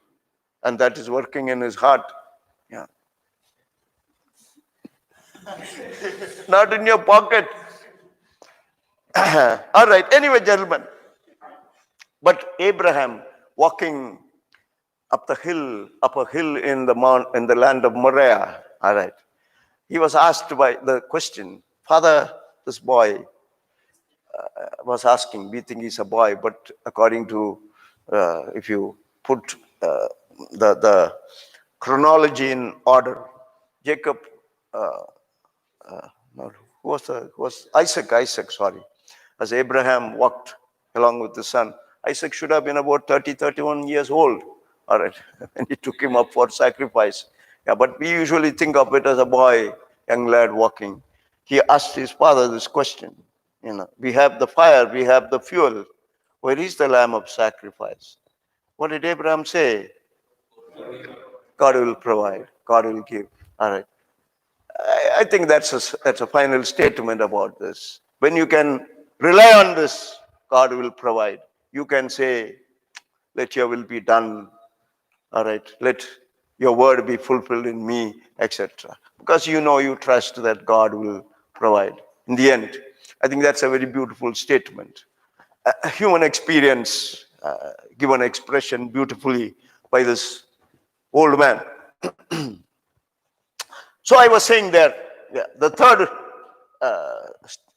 approach of the Bible is it's not a direct punishment, but rather through these difficult processes, God leads us to greater growth. Sometimes with difficult people, sometimes in difficult situation, pains, problems, etc. He leads us to new pastures, as it were, which we had not seen before.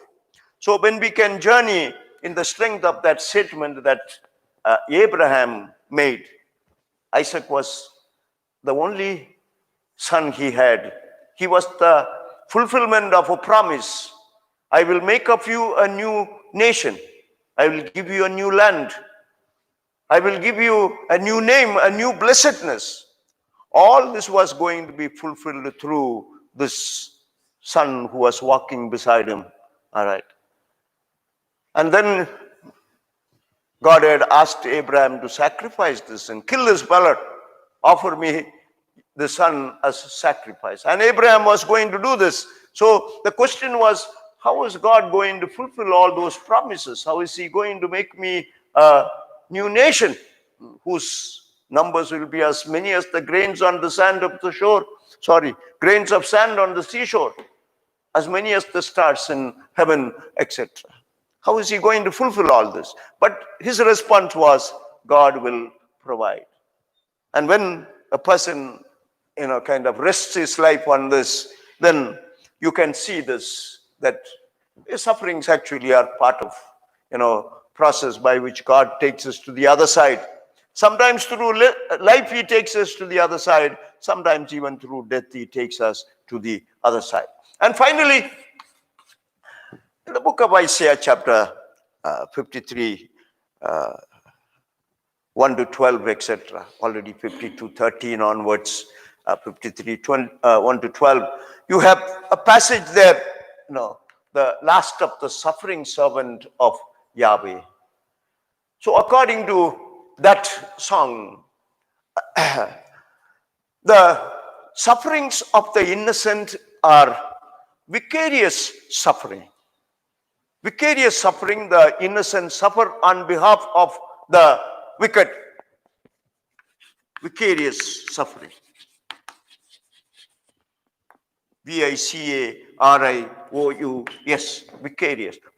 Vicarious means suffering on behalf of.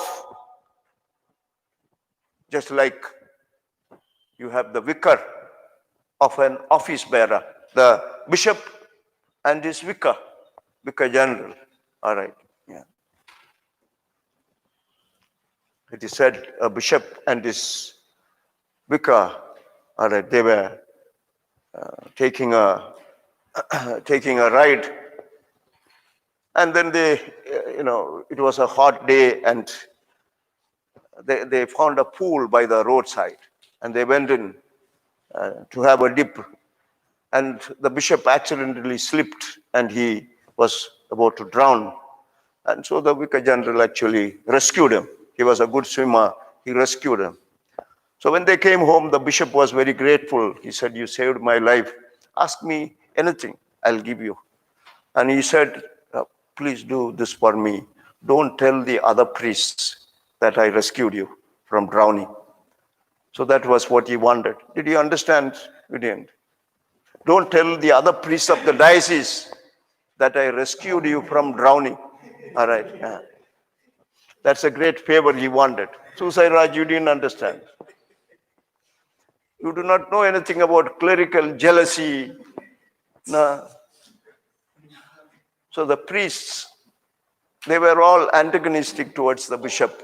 Do you understand? And they would have been very happy had he drowned. Now you understood. So he said, do me this favor. Please don't tell the other priests that I saved you from drowning. Yes. There are many, many jokes like this about the bishop and the vicar. But some of them, I don't like to say it before camera or something. Anyway, don't. So, gentlemen, let's proceed. So that's the fourth statement. But remember, despite all this problematic of discussion on the problematic of divine justice, Bible presents us with a picture that the goodness of God was far more abounding towards the wicked than the suffering of innocent people, etc. So, yes, yeah, Before you said this, God allows us to suffer so that He will show us His glory later. yes, But I have found some people, those who were especially where I did my regency, yes, people who are newly baptized, they came into the Catholic Church, trusting in God that God will take care of their everything, their sufferings, everything. So with that trust, they come to the Catholic Church. So, but afterwards, they find so many sufferings. They find their child is sick, child is dead. So like that, they find like these kinds of things, and they say that Catholic God is not a real God. Yes. So they left the faith, and again they go to their indigenous faith. So there they find something good in their indigenous faith. So is this the work of God, or is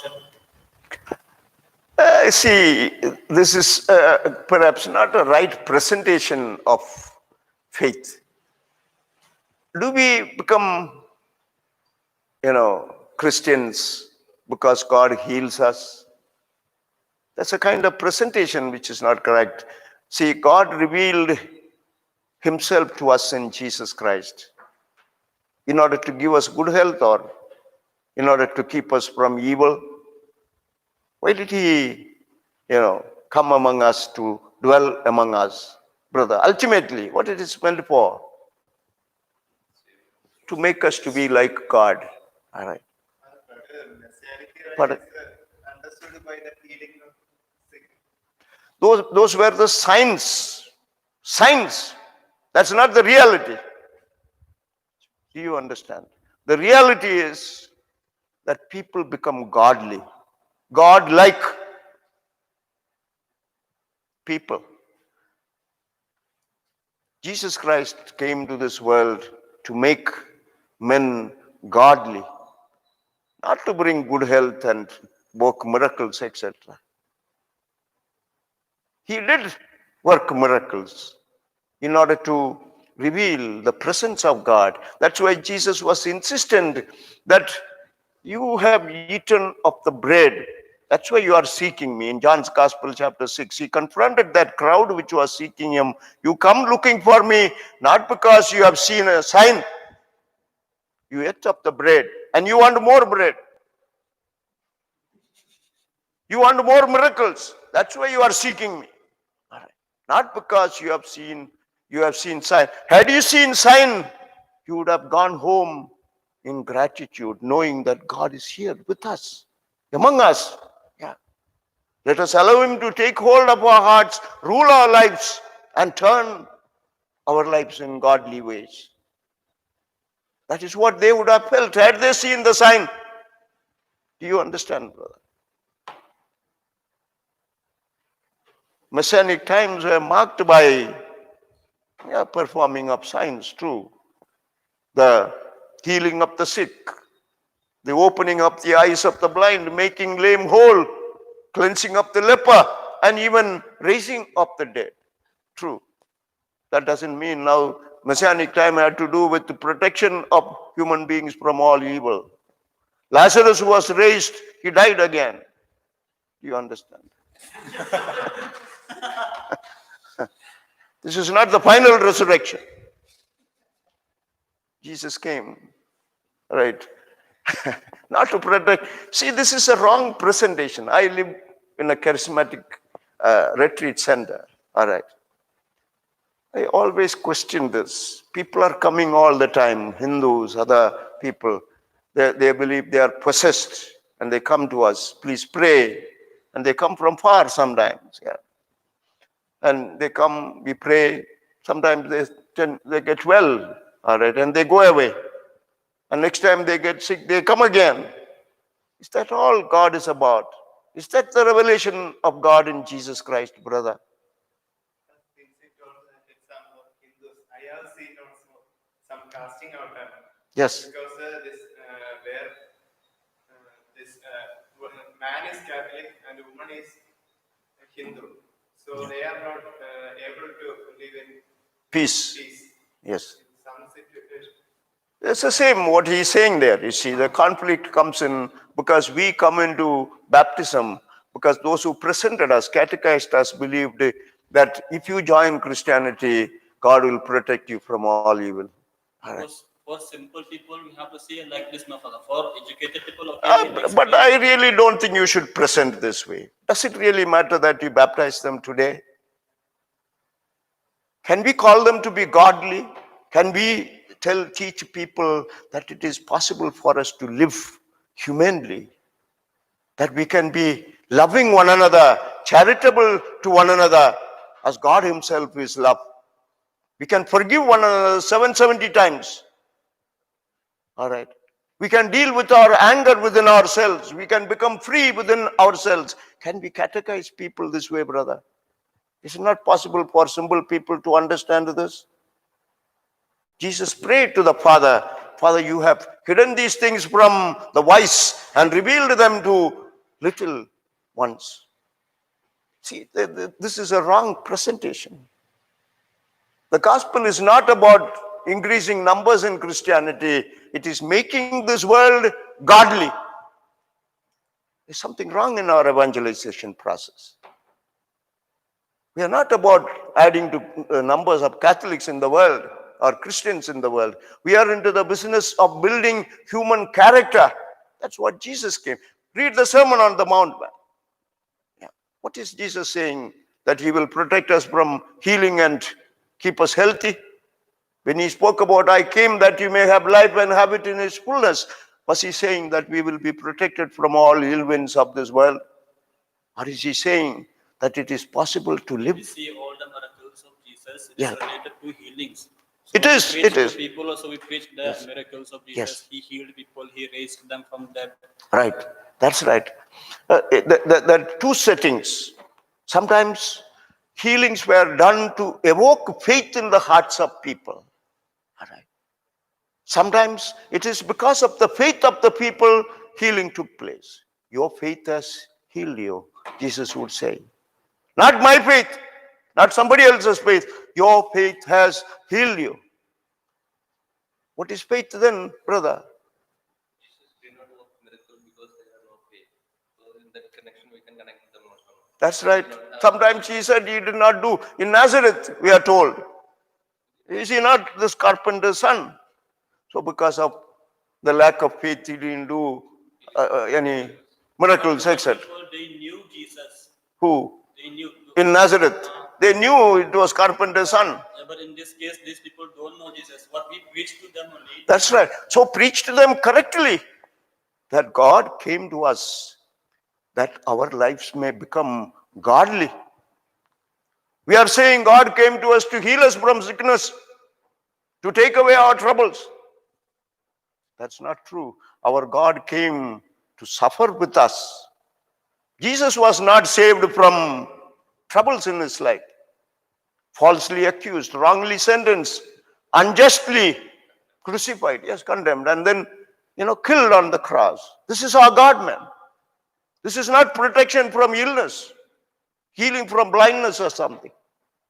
This is the climax of revelation of God in Jesus Christ. He came not to keep us from the cross. So this is a wrong catechesis. Our evangelization process are looking at, quick remedies, how to attract people, etc. That's not correct. Jesus Christ came into this world to make this world God-like, godly. Yes, brother. We say that human morality is only enough and you don't need a Christian values. What do you mean? Why do you say that? Because just living a normal life, just morality is there is no need We are not saying it is just living human life. We are saying we are invited by the offer of Christian faith that we can live like God. That's what we are saying. To those who believe, he gave them the power to become children of God. It's not about living human life. That's what John tells us. Somebody read that text in John's Gospel, chapter 1, prologue. Yeah. To those who believe, he came to his own did not receive him. Yeah. But to those who believed, he gave them the power to become children of God. This is the invitation. This is the offer. Yeah. Somewhere read 12, 13, 14, somewhere in that area. Yeah. 12, okay. But all who received him, who believe in his name, he gave power to become children of God. That's right. So it's not about just living human life. To become children of God. This is the privilege that is being offered. And what does it mean to become children of God? Is it being protected from evil spirit? Is it being protected from blindness and, deafness and sickness, etc., coronavirus? So this is wrong, this is wrong catechesis. One who leads a moral life, Yeah. he will be saved. No doubt about that. Don't worry about salvation. Now you are going into another question about missiology. You are asking about the uniqueness of Jesus Christ, etc. So, brother, let us not decide on the scope of God's salvation. We know one thing, that God has sent his son Jesus among us. All right. And he has given salvation to this world through Jesus Christ. That doesn't mean now God doesn't save other people. We do not know. It is not for you or for me to decide on this mystery of God. One thing we know, that God has revealed himself through Jesus Christ, and those who accept this life have a possibility to live their life as children of God, experiencing this freedom from whatever might be happening in this world. They can bring the best from their heart. When someone smites you on the right cheek, you can show him the left as well. This is the offer being made. You can live like this. You can forgive 770 times. You can lay your life down for the sake of another. This is living like the children of God. This is the possibility that is being opened for us. Do you want to live this, or you want to get money and, carry on in a selfish manner your life? Nobody is preventing you from making a choice like this. But do you want to become God-like human person? Then accept this faith. Anyway, so this is, I think, the fact that other people are doing it is not reason enough for us also to begin this process. This is easier for us, brother, to pray for those who are sick. When we pray, people do get sick. Sorry. they get healed. They do. All right, yeah. I don't know. Despite all my disbelief and unbelief, etc., I also have experience, because when we have the director, he's a charismatic guy, and he's famous for exorcisms and so on. A lot of people come there from far. Everyday event it is. He prays over them and they get healed, etc. In his absence, I have only the language problem, and my language is still very limited. So with whatever limited Hindi that I know, I pray with people sometimes and pray for them. And Sometimes, people seem to get well. Yeah. I don't know what happens afterwards because they don't keep in touch with us. All right. One or two people who maintain contact, they seem to tell us that, God has worked wonderful things for them. And I try to communicate what I'm saying to you with these people. It's not about just getting healing or something. I remember a young couple, accompanied by a third man, because this woman was turning violent. She was brought to us. There was nobody. Only I was there. So I went over to pray. So while I was praying, this little girl, she must have been not even 20 maybe, just married, and a young husband. And suddenly her voice changed. She spoke like an old woman. So that's what the husband was telling me at that time. See, Father, this is how she suddenly changes. Her voice changes, her eyes become big, and then she becomes very violent. Five of us cannot hold her. She becomes very violent. A fragile girl. So then I caught hold of this girl's hand and I said, you have to come out of her. I prayed and I blessed her and I held her hand and I said, you have to come out of her, I said. But then she took me very violently. All right, yeah, she took hold of my hand very violently. And then I said, peace, Shanti, Shanti. All right, I quietened down. And she went suddenly, her grip became weak and she let go of me. And then she collapsed. Yeah, she went into a faint.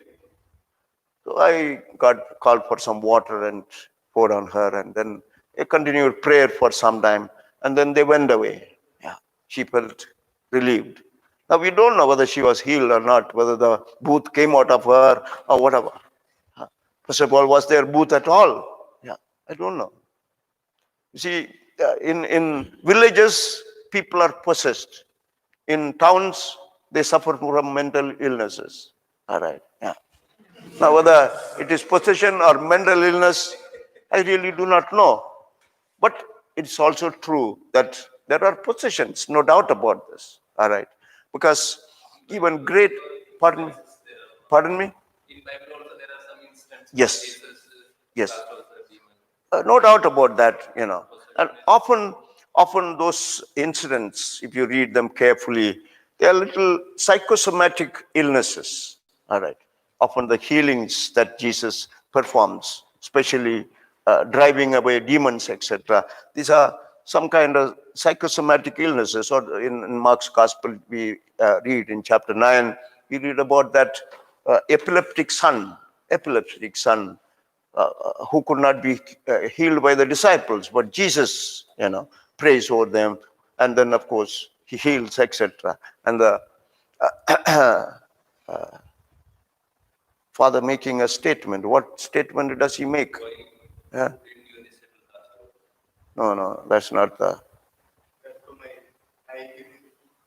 Yeah, I believe. Help my unbelief, Lord. I believe.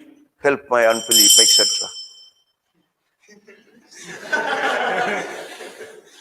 Is it the second or third lecture already? Oh, 1 week gone. In the name of the Father and of the Son and of the Holy Spirit. Amen. I know tomorrow is there.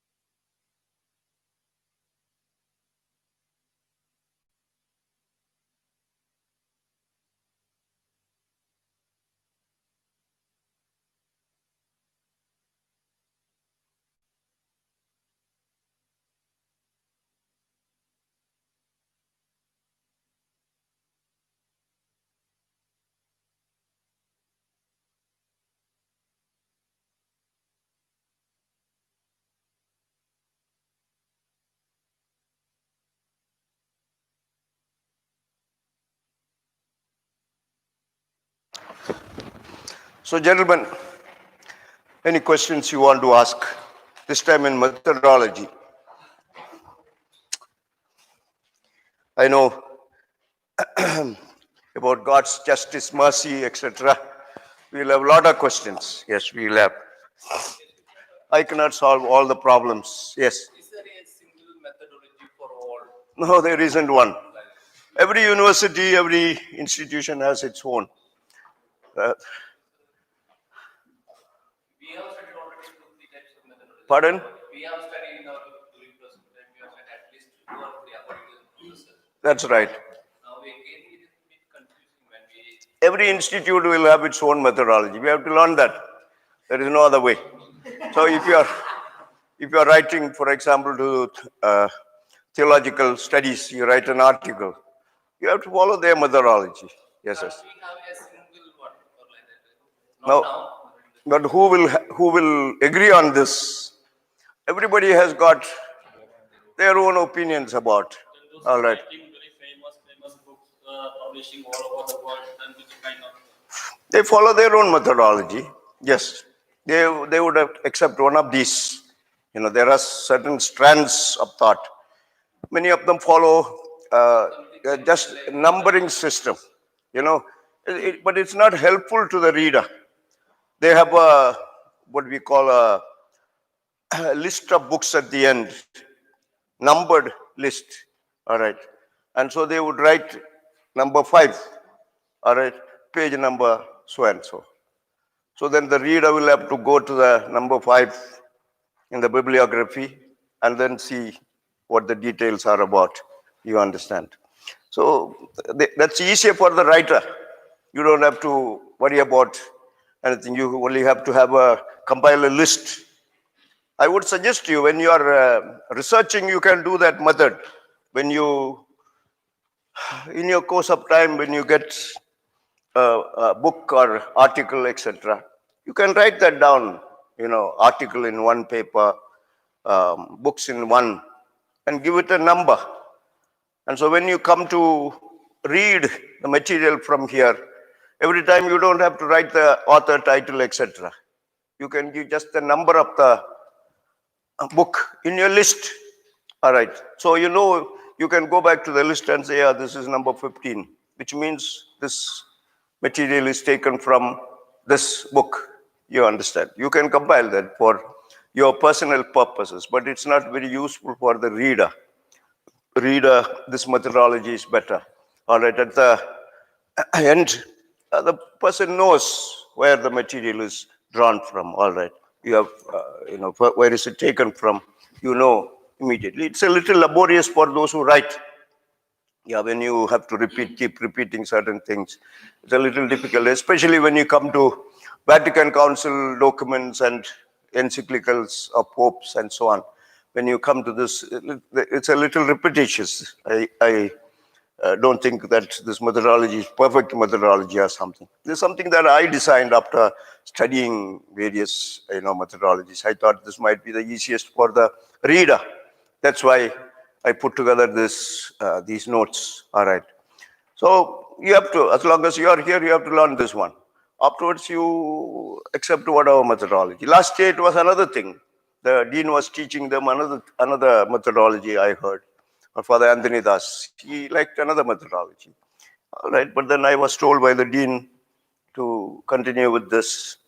So that's it. My experience of whatever writing, I find this very useful. All right. It gives you a complete picture of, the works that we usually refer to, and then give reference to this in a way that is easy for the reader to read, etc. But then if you go to another institute and they insist on, when you're going for your doctoral studies, your university will demand of you, you follow this methodology. All right, then you have to change. But the logic is more or less the same. Whatever methodology you follow, you have to give reference to the material you draw. If you are drawing a quotation, you have to quote. And you have to make a author statement, title statement, publication statement. Some require also a reference to the source. Where did you get this? In which library you get this? All right. So It all depends. But those are not very useful information as far as we are concerned. Yes. I forgot the textbook I relied on when I compiled this. Oh gosh, that's a famous, in the international level, there's a famous tradition by, that name has gone out of my mind. I'll tell you what the system is based upon this. Not totally, because there is no mention of Code of Canon Law or the Vatican Council document, papal encyclicals, etc.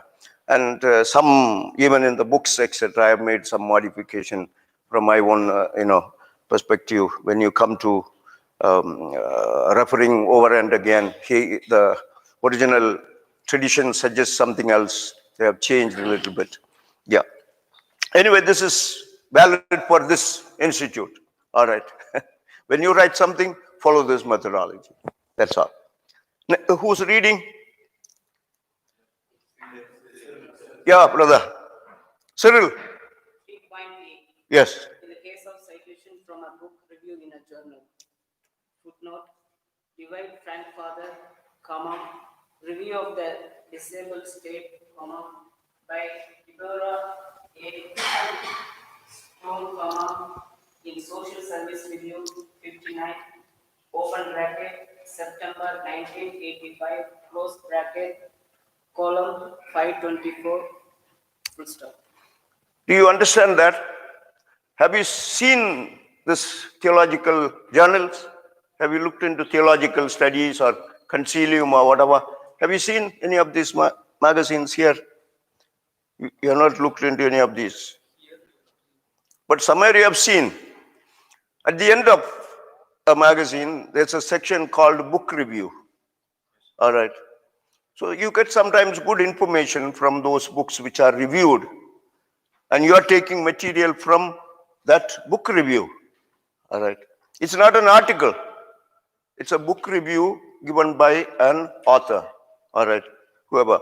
So if you are willing to review, they'll send you, the publishers will send you the books, and you can review this, right? You can write a review on this.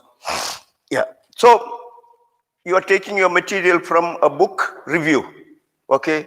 In which case, you follow this. Yeah. You explain. Divide Frank Father, Who's he? author of the journal. He is not, journal is not authored by anybody, man. Why do you say he is the author of the journal? Do you understand that word journal? Are you thinking of Ira Progop's journal writing? That is a personal diary. We are not speaking about personal diary when you say journal writing. Ira Progop, a psychologist and a spiritual leader, he introduced a method of making retreats, etc., by writing a journal. So when you say journal, sometimes people think about keeping a diary for yourself. No, that's not what we mean. Journal refers to a magazine, not, let us say, what was the other word that we used? A periodical, that's right, a periodical, all right. A theological periodical or a philosophical periodical, all right. So you have a journal, and in this there is a book review written by this Frank Father, all right. So he is the author of the book review. The journal consists of many articles written by different authors. We already saw how to refer to them, right? Now it's about the book review. Okay, yeah. The disabled state, name of the book, command by Deborah A. Stone. The book, which book are you speaking about? The disabled state. Which book are you speaking? The book reviewed. The book that is reviewed. The title of the book that is being reviewed is The Disabled State. And the review is done by Dwight Frankfather. Very good. The author of the book is Deborah Deborah. Deborah A. Yes. Stone, Yes, comma, in Social Service Review 59. that's right. Right. That's the name of the journal, Social Service Review, volume 59. All right. Then the rest is usual. Volume 59 refers to the publication of that journal in 1985. Pages. This book review is spread over these pages. Sorry. In the footnote, of course, you are referring to 524. All right. In the bibliography, 523 to 25, etc. All right. So, first, the author of the one who reviews, the one who writes the review, the author of the book review, and then the title, and then followed by the name of the writer of the book. All right. So, Dwight Frankfather is the one who reviews. He is not the writer of the book. The author of the book is Deborah. Do you understand? Yeah, Deborah Stone. Yes, please. Go ahead. Next footnote, bibliography. Frankfather, Divine, Review of the Disabled State, by Deborah A. Stone, in Social Service Review 59, open bracket, September 1985, close bracket, column 523 to 525. Yes. Since this is a review, please note after the bracket, there is a colon before the page number. Remember. So, for periodicals, etc., after the year, when the bracket is placed, we usually put a colon, all right, to say from which page to which page this book review stretches, etc. Both in the footnote as well as in the bibliography, we place a colon. So that's a difference that you need to note. Number 4, next. Edition other than the first is given, the article is signed. Footnote. Encyclopedia Britannica, 11th edition, full stop, yes, yes, full stop, big full stop. SV stands for sub verbo, under the word. That's a Latin expression. Both small letters, all right, SV without space, yes, and V. Sub verbo, sub. Yeah, that's what it means. Sub is a preposition under, and it takes ablative. Verbum is a word. So sub takes ablative case, and therefore you have verbo, that is the ablative form of the word verbum, right? So you have verbo, sub verbo, under the word. So in encyclopedia, articles are arranged according to the word, a particular word. You have seen an encyclopedia, all right? So alphabetically, all right, they usually arrange author, abstract, or whatever, alphabetically they arrange. But under a word, okay, so that's what we are referring to, sub verbo. Yes, please. SB. Open inverted Blake, William, inverted closed, by J.W. Hassing, Yes. Kosinskar. Yeah. Can you explain that? So you are now citing from articles which are mentioned in dictionaries and encyclopedias. All right. So far it was books, periodicals, magazines, journals, etc. Now encyclopedias. How do we quote this? How do we give annotation to material taken from encyclopedias? Yes. Encyclopedia Britannica, sir. So please remember, this number 4 is meant for those encyclopedias which are very famous. Please remember, well known, Encyclopedia Britannica is known by everybody. It's enough to say which edition. There is no need to give further explanation. Encyclopedia Britannica. That doesn't mean now college will encyclopedia of the Bible. There is a one volume Bible encyclopedia in the reference library. You can't simply write 5th edition. You have to give details. All right. This is true only for famous encyclopedias. Do you understand that? Well-known encyclopedias. If you have doubt whether this encyclopedia is famous or not, you better write the editor, title of the encyclopedia, all right? And then just like we give reference to other material, okay? Title of the article and then in this encyclopedia, etc. You have to give reference that way. I will point out to you as we go along. Please read, yeah. Yes. Yes. Sub verbo. Yeah.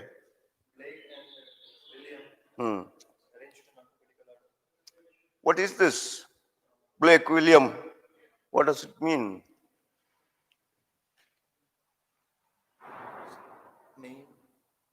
Yeah, what's the name?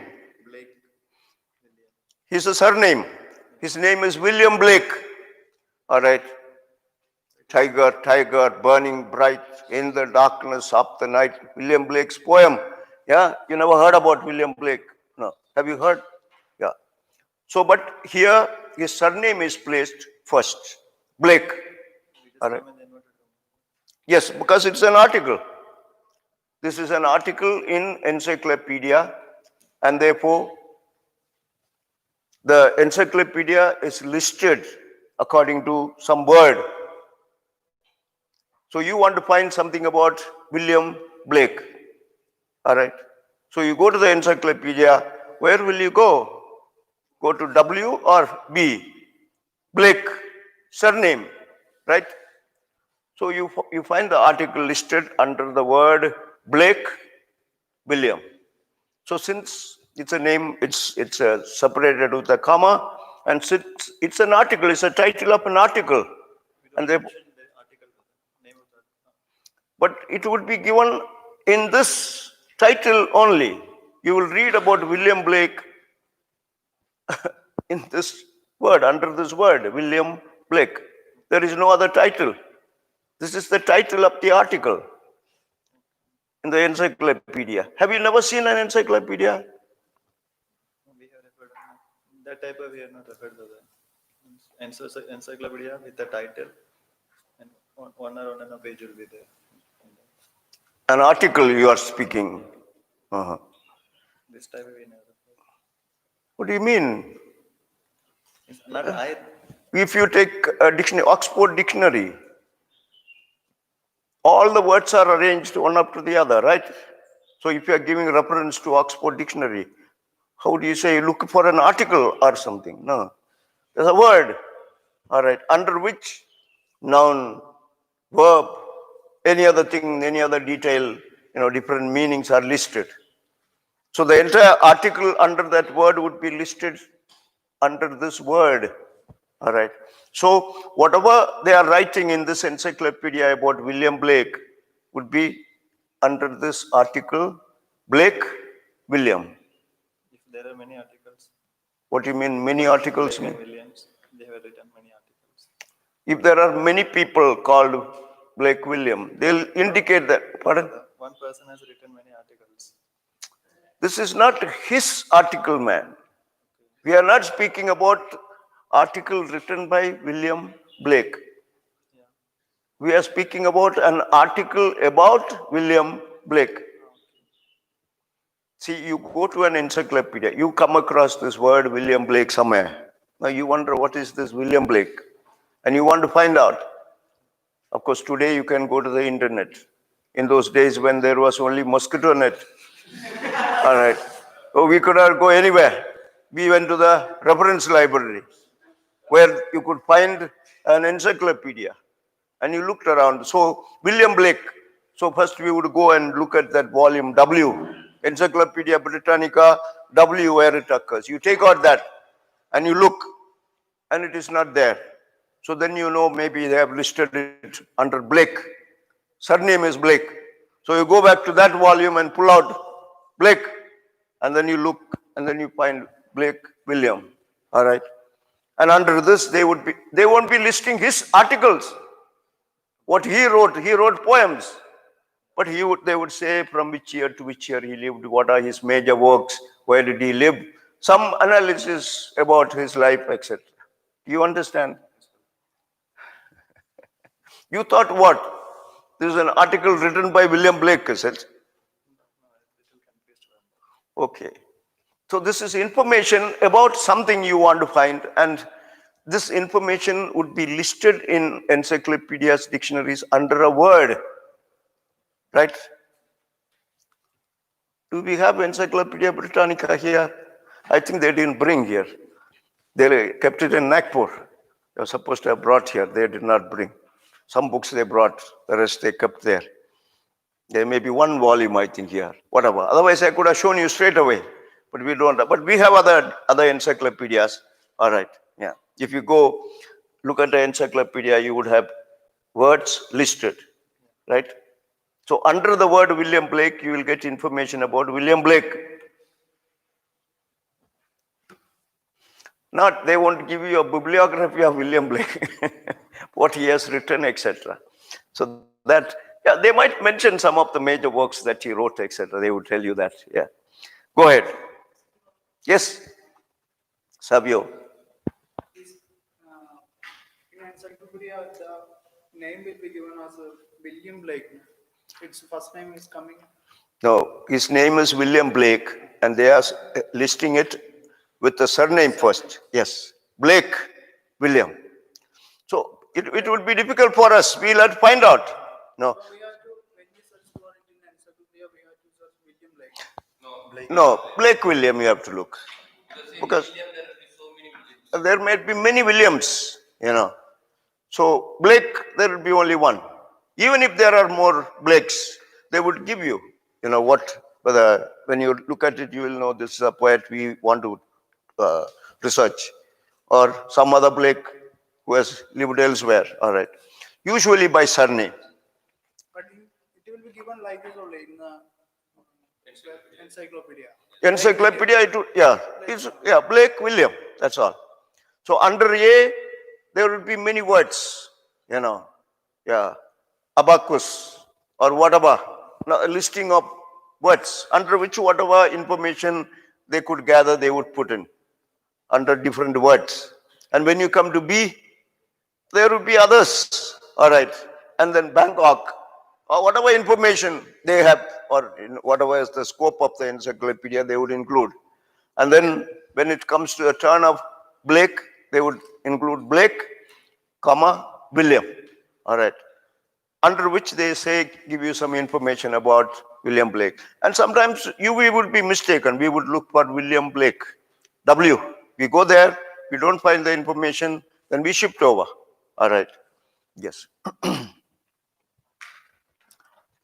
Yes. So this is when you take an article or information from encyclopedias, this is what you follow. You are not writing the editors of encyclopedia, you are not writing, this is only in the case of famous encyclopedias, please note. Otherwise you would be giving the editors, editor, such and such encyclopedia, or I would say if you are taking an article which is authored, then we follow the following method. In the next section, you will read. This is unauthored, let us say, information. You know, those who edited, they have just put together information about William Blake, right? In this case, you simply write Encyclopedia Britannica, 11th edition, sub verbo Blake William. This article about William is written by J.W. Kosinskar, all right. So this article is written by Kosinskar, but we don't write the author or the editor of the encyclopedia, etc. This is for famous encyclopedias. Yes. Repeat reference. How do you write? Once again, as the second time you refer to the same article. All right. In your footnote, you are referring to the same article once again. How do you repeat that? Author's name, Yes, Kosinskar. Rosenskar, Yeah, comma, Blake William. Open. that's enough. Not open and close the inverted commas as well. All right, because that's the word under which or by which this article in this encyclopedia is titled. Blake, comma, William, and since it's an article, we place it in inverted commas. Right? That's it. And bibliography? Yes. Pardon? Yes, it's the same, it remains the same. S.V. Blake William by J.W. Kosinskar. Edition extended from Pardon? edition. 11th edition. Yes. You write fully. Yeah, 11th edition. Supposing you don't know which edition, but the year is given. 1968 edition. That too is possible. All right. If it is not 11th edition or 12th edition, if you don't know which edition, and if it is given 1968 edition, you write 1968 edition. That's possible. Yes. Next. 4.2.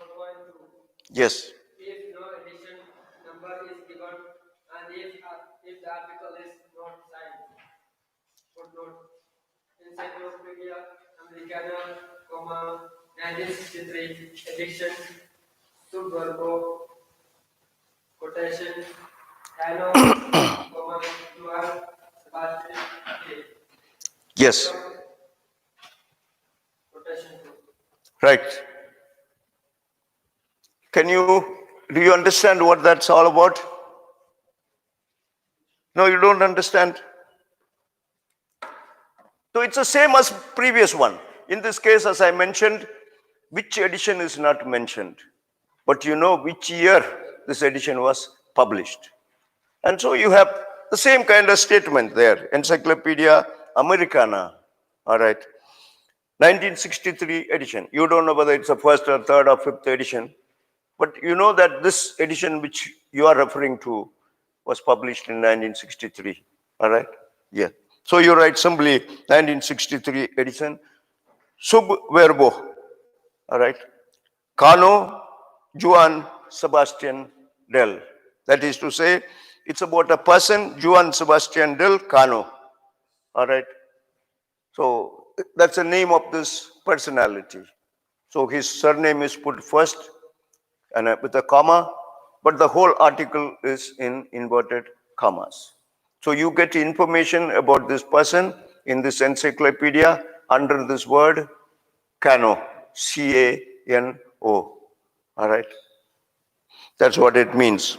Repeat reference. Encyclopedia Americana, Yeah. Subverbo, quotation, Cano, Juan Sebastian Dale. That's right. So in other words, you are repeating more or less. Next, except that you are not writing edition name. You had already mentioned this once. That's sufficient. In bibliography, Encyclopedia Americana, 1963 edition, Subverbo, quotation, Cano, Juan Sebastian Dale. that's right. So that's a word which operates as the title of an article in encyclopedia. Yes. Next. 4.3. Yes. If an unsigned article is from a revised edition, footnote, Webster's Geographical Dictionary, revised edition, open bracket, 1964, close bracket, subverba, Dominican Republic, full stop, closed, not a comma. All right. So this is an article which is not, uh, signed by anybody. That is to say, the name of the author of the article is not given. So you write the same details, except in the previous case, you wrote by so-and-so. After the verb, which operates as the title of the article, the word which operates as the title of the article, you put by so and so. Now you don't include that. That's all. The rest is the same. All right. So you Webster's Geographical Dictionary. It's a famous dictionary, well known, and therefore there is no need to go to give the editor's name and publication detail, etc. So you simply write revised edition. Yeah. That was published in 1964. This revised edition was published in 1964, and the material that you draw is under Dominican Republic. Yeah, so that's it. So full stop, close inverted commas, that stays that way. Sub verbo Dominican Republic. This Dominican Republic is article. Article, yes. So in encyclopedia, articles are listed under a word, remember. So the word under which this Dominican Republic is a country, all right, is the name of a country. So the name is given about the country, what's the geographical makeup, the population, number of population, etc., politics, economics, all this would be listed below. But it would be under Dominican Republic. Okay. So when you look at the encyclopedia, you want to know what is Dominican Republic. You go to this D, open Dominican Republic. Article would be there. So that you are giving reference now. So the idiot who looks at your scholarly presentation, he knows, oh, this is taken from that word, Dominican Republic, in this Encyclopedia Americana, published in 1963, etc. Go ahead. Next. Repeat reference. Webster's Geographical Dictionary, comma, Sub verbo. verbo, full stop, open inverted comma, Dominican Republic, full stop, close inverted comma. Yes. So you have these short forms. You should at least know we are using these things.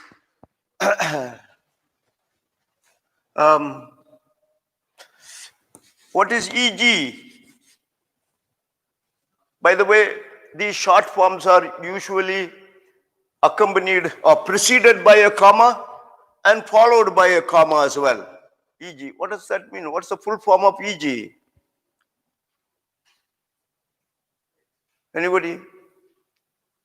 Yeah, brother Henley or Hensley? Hensley. Yeah. Example. That's right. It is example. EG refers to example. Exempla gratia. Those are all abbreviations of Latin words. Exempla gratia. Sorry. CIA.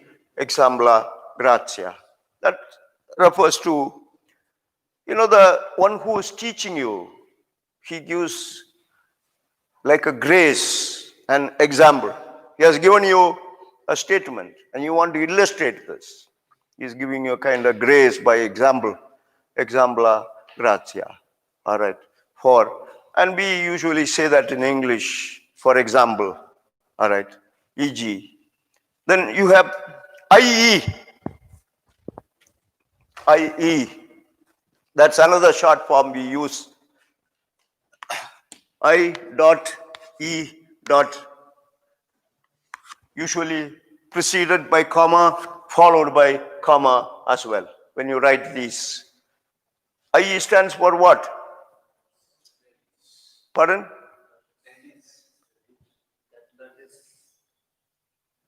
That is, yeah.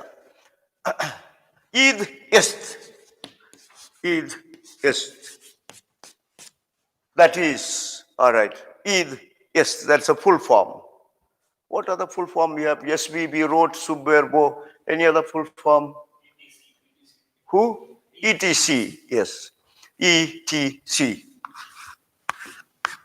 That is a short form of, that too is usually ETC dot followed by a comma, preceded by a comma as well.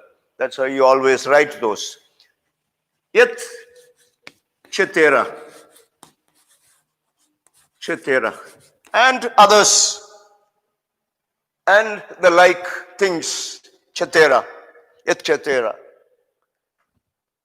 And the like. Sometimes that's an English expression that we use, and the like, etc. etc. Any other? What about it?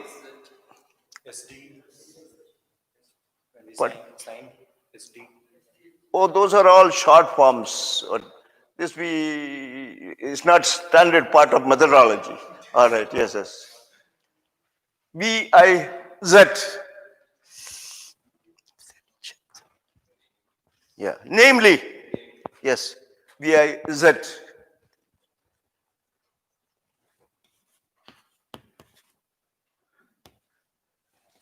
I think the full form is, I will check that up and tell you. Videlichet. Off my head, this is coming to my mind, Videlichet, but I'm not. So why it is written VIZ, I don't know. All right, I didn't think about this, explaining to you the short forms or whatever. But I will check that up. Videlichet. All right, namely, all right, videlichet. Videre, to see. That's what videre in Latin means. Namely, normally that's how we read, namely, so and so, VIZ. But this, I will correct myself if I'm wrong. All right, videlichet. Any other short forms that we use normally? Methodologically, there are so many short forms we use. All right. I have mentioned some of them in the last pages. All right. AM, PM, we use those kind of thing. Yeah. Who? PhD. That means permanent head damage. Yes. And when, people, when they have passed their youth and they have gone into 40s, 50s, and then they are doing PhD, which means their preparation for happy death. That's what PhD means, yes.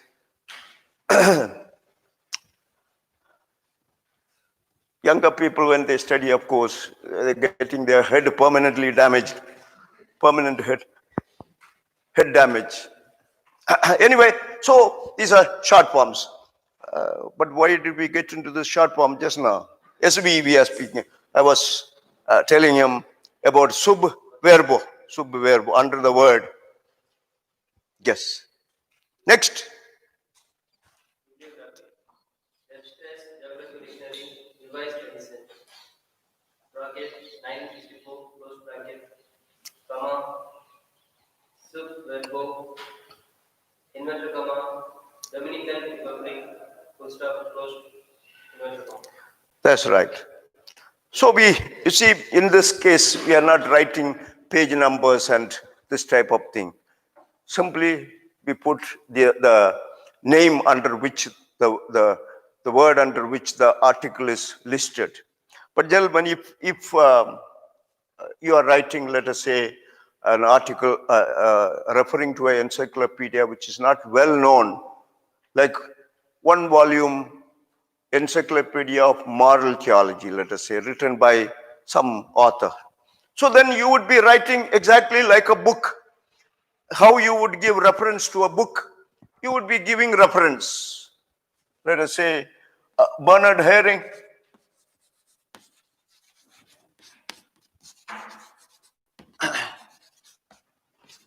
Encyclopedia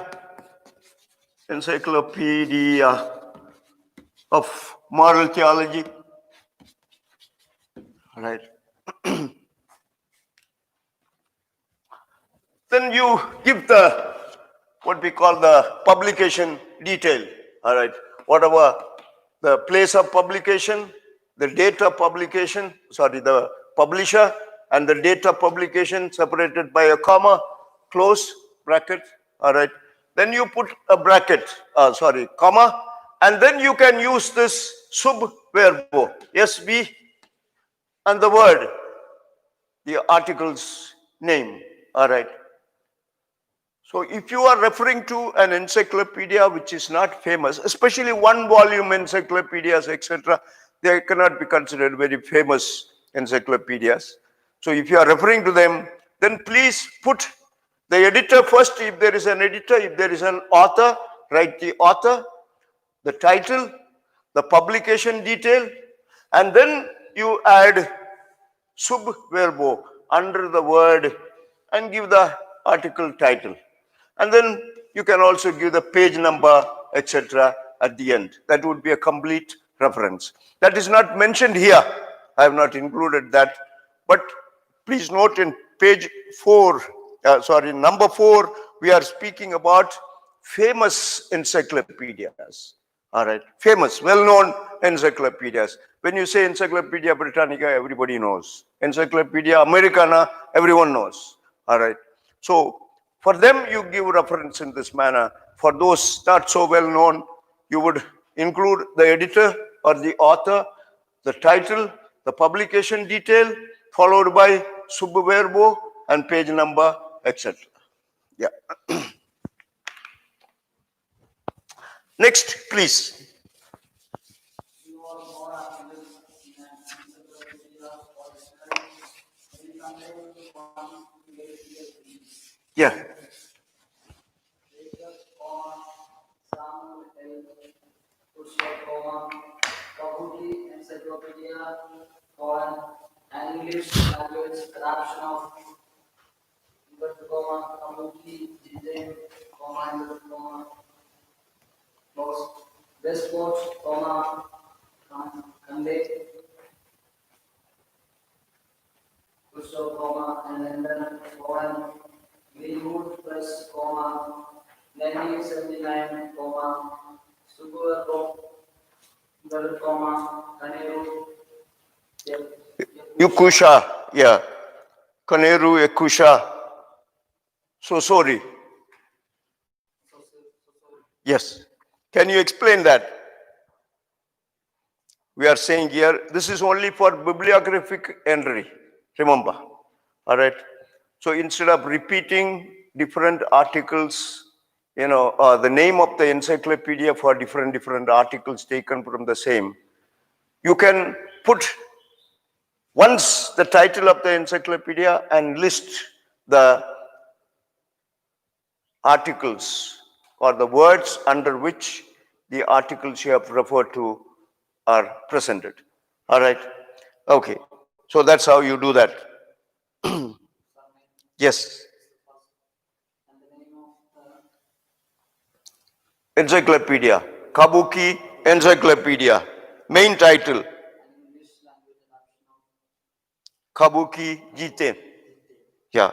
So please notice here, this is not a famous encyclopedia.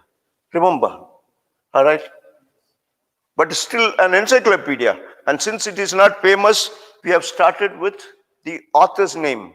One who compiled this, his name we have written first. And then the title in italics. Yeah.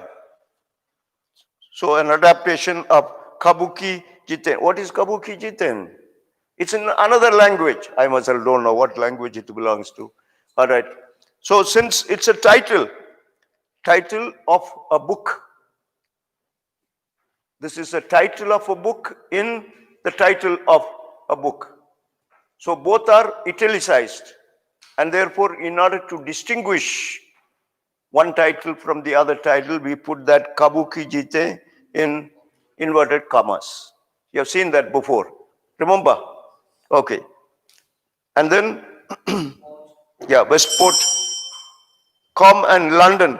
So this is, since it is in the bibliography, we are not putting in bracket this publication detail. Pardon? Connaught, Connecticut. That's some American states have got short forms. So you place, like Texas, they write TX. All right. This is Connecticut. Connecticut. But don't worry, CONN is enough. All right. Which refers to whatever. Yeah. So Westport, Connecticut, and London. So in other words, this is published in 3 places. All right. Yeah. And then Greenwood Press, they are the publishers. Okay. And then 1979, the year of publication. And then, of course, sub verbo. Yeah. In other words, what you are referring to is found in these articles, kaneru, ekusha, and the second article is sosori, divided by a comma only. All right. Yeah. So each article would be separated. Articles would be in inverted commas and they would be separated by commas. You can list 20 articles. Let us say if you have referred to 20 articles in this dictionary. So you can take all the one up to the other, you can list under inverted, in inverted commas. Okay, that's what we are saying here. You don't have to repeat for every article the title of the encyclopedia, etc. All right. Yeah, this is kind of giving cumulative reference to different articles taken from one encyclopedia. Okay. Right. Published reports and proceedings. This is not so much books and articles, but reports. Sometimes you attend a committee, all right, and you produce some cyclostyle material, etc. And then when you come to write your thesis, you want to refer to this material, what is to be done. All right, this is what we are talking here. Yeah, next, please, somebody read. Is it time? Bell rang? Why didn't I wake up to this now? In the name of the Father and of the Son and of the Holy Spirit. Amen. We come back after 5 minutes. Yes. 12. How many? 7 minutes passed already after the bell.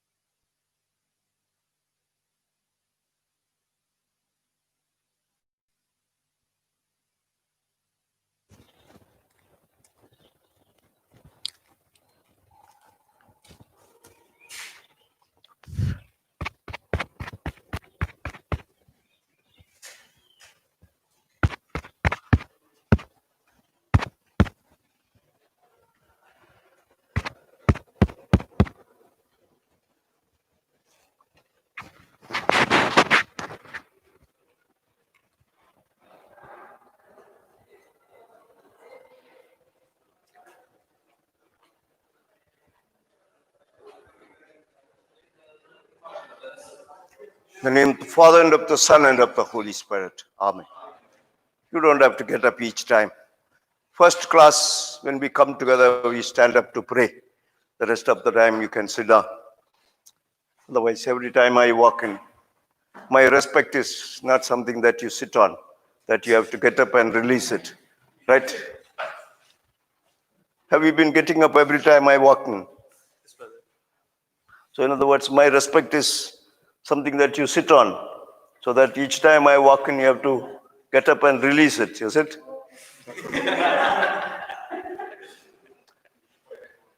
That's only for my classroom. All right. There are people who get offended if you don't rise. So this is their concern, not mine. I expect you all to get up. The first lecture, when I walk in, and you can pray, and then you sit, relax. Yes, brother. Is it all right? Yeah. Wonderful. Yes. Yes. In 3.8, Yeah. when the bibliography is given, Yes. the year and month of this journal Yes. given in bracket, and is followed by a colon, and the page number is given. Yes. But in the case of magazine, it is not applied. Yes, that's right. In the case of it's a magazine, we are not giving we are giving just the date. All right, 29 October 1979, comma, and then page number. That's all. Yeah, magazine, newspapers, because there's no point in giving this volume number, etc. Although they may have volume number. If you take India today, it has got volume number, but we are not giving volume number. All right, there is no need for magazines and newspapers, etc. All right, yeah. It's easy, I think, to refer to them by the date. When you look at the week, or you want to find, you usually look at 29 October 1982, etc. If you can just go to that, and then of course pick up the magazine. Once upon a time we were keeping these magazines here for some time, but then the volume increases. It's impossible. We need half a world for the library. We just don't have that type of space, so we disposed of a lot of magazine. But our students don't use that so much as well. You're not going to do some journalistic studies or something. All right, yeah. So, but it's a huge wealth actually. When you look at it from the point of preservation of wealth, it's a huge wealth every week or every second week to get a magazine, assessing the socio-economic, political situation, etc. And then preserve them, for future generations. 20 years, 30 years from now, when people can look back and say this happened in 1978, all right, this would be wonderful to preserve that type of material. Then, we have to have resources for that, to preserve that way. Anyway, let us proceed. Yeah, next. 5.1. Yes. Published reports, author name. Yeah. Footnote. B. G. F. Cohen. Do you notice anything between BGF, dotted BGF, and SB that we saw before? Do you notice anything different, brother? He is Arun. This is brother Johnson. Yes, yes. You are Johnson. He is Godson. Arun is here. You are Arun. He is Arun, and you are also Arun. Very good. And then Susai Raj and brother Michael, right? Who? Krandi. Sambar Krandi Express, they say. Krandi means what? Revolutionary. But where is the revolution taking place? You are revolving inside. Krandi. Pardon? Akhil. He is very silent, is he? Who knows? He might be actually revolving something inside. Right. Yes, brother. It's in capital. All right, that's in capital. Another is in small letters. Very good. What else? Do you notice something else? Yes. BGF Cohen. You see, this short form, the abbreviated letters, when it refers to names, proper names, all right, then the dot is followed by a space. That's proper method, right? If short forms, like how do you write short form of your letter? You are writing Hensley, what? Furtado. F. Yeah. It's a third name. No, you don't have. Juice. Jose. FJ. Hensley. FJ. So that F would be followed by a dot, followed by a space, and J. But when you have short forms of other things, not of proper nouns, not proper names of people, etc., like USA, you don't write U dot space, simply U dot S dot A, no space, USA. All right. So abbreviations of other things, when dotted abbreviations you are speaking about, there is no space, AM, PM, etc. No space after the full stop. A dot M dot P dot M dot. Whether it be Prime Minister, usually PM you write without dot. All right, but AM and PM referring to morning, evening, etc. You or rather PM for afternoon, AM for morning, right? Yeah. Ante-meridian, meridian, and post-meridian. That's what AM and PM. How do you refer to afternoon, midday, 12 o'clock? Is it PM or AM? Ante-meridian and post-meridian. Noon is PM. So midnight is what? Midnight, 12 o'clock? 12 o'clock AM. 12.1 AM. But 12 o'clock? 0 hours. Yeah, that's how they are saying nowadays. Actually, it should be PM. All right. Post meridian. And 12 noon is meridian. M. All right. Yeah. That's how it is. But then it's all very confusing. Nobody knows these things. All right. If you write PM, you say, come 12 PM, people turn up in the afternoon PM. All right. Yeah. Not in the middle of the night. It's very confusing. All right. So it's better to say midnight and noon. All right. Yeah. Mid-noon or noon, you simply write, that's enough. Meridian refers to 12 o'clock in the afternoon. And post-meridian means 12 o'clock, midnight, PM, 12 PM, midnight is referred to, yes. And of course, 12.1 AM and a meridian, before meridian. And meridian is 12 o'clock in the afternoon, right? Is it past 12? Yeah, 20 minutes past meridian now. Go ahead. Cohen, Yes. human aspects in office automation. Open bracket, Cincinnati, colon, National Institute for Occupational Safety and Health, Division of Biomedical and Behavioral Science, 1984, close bracket, 150, NTIS, Yes. And then a whole series of letters. That's a code name. Yeah, PB 84-240-738, etc. All right. Can you explain that?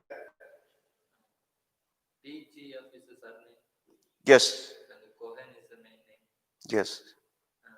Human aspects in office automation is Did you say BGF is surname, you said, or simple name, first name?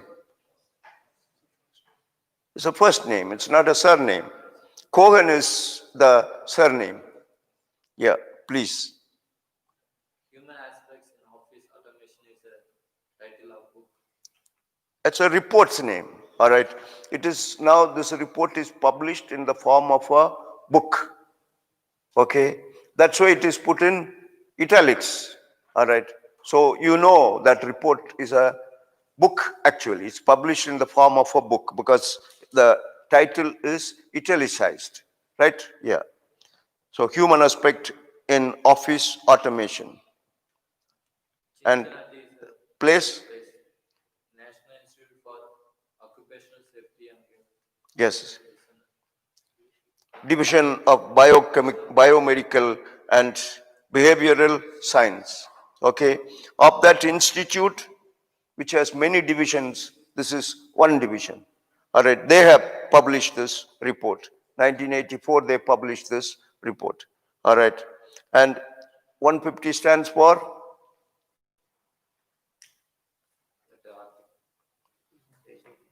Pardon? Page number. Now, which article are you speaking now? You got confused in the meantime. Yeah. It's a book, man, right? It's a report published in the form of a book. And you are referring to page number 150. And that is followed by a code name that they give to this report. That's just for reference in case somebody wants to refer to this. You enter this in the computer, you might get the report, etc. All right. So this is their code number. So that's included. Yeah. Go ahead. Next. Bibliography. Yeah. Cohen, D.G.F. Human aspects in office automation, Cincinnati, National Institute for Occupational Safety and Health, Division of Biomedical and Behavioral Science, 1984, NTIS, PB 84, Dash. Yes. 24. Dash or hyphen in this case. You have small dash is called a hyphen. A hyphen connects two things. A dash is separates two things. All right. Dash is usually, with a gap between the previous letter and the succeeding letter. That's referred to. There is a short dash and a long dash. M dash, N dash, they call it. All right. So that usually separates two words. In explanatory something, you put a dash, whereas a hyphen is something that connects. So this is a hyphen here that's used because it is connecting to one number and one code or series of code letters. PB84. NTIS stands for National Institute of Occupational Safety, etc. That's what NTIS stands for. So it is a NTIS report, all right, coded with these letters. Yeah. Next, please. Who's the next one? Yeah. Hensley. 5.2. Yes. Chairman of committee name. Yes. Report of the Committee on Financial Institutions to the President of the United States, by Walter W. Haller, Chairman, open bracket, Washington, DC, Government Printing Office, 1963, close bracket, 12, full stop. Yes. The report. So the difference between this and the previous one is that that's a report of a institute committee, etc. But the chairman is not mentioned. Here the chairman is mentioned. The committee's chairman is mentioned. That's the difference between this and the above. Yes, please. So this is a report. That's a title. And yes, it is published in the form of a book because the title is italicized, right? Yes. Okay. First is the title of the report. Yes. Then it is written, the author is mentioned. Yes. By Walter W. Yeah.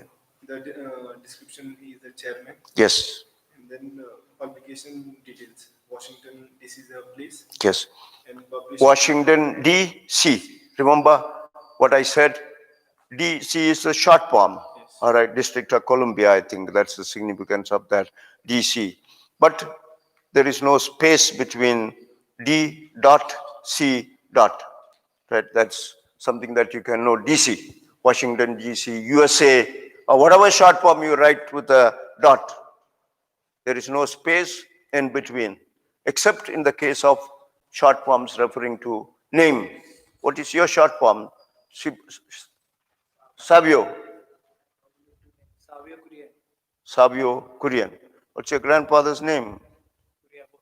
So you have Savio KK, it would be. Kurian stands for your pop's name, right? And this is his father's name also was Kurian. So you have Savio KK, right?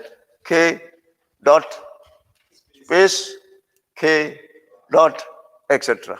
All right. Who? Acha, K. Then it would be three Ks. KKK. Yeah.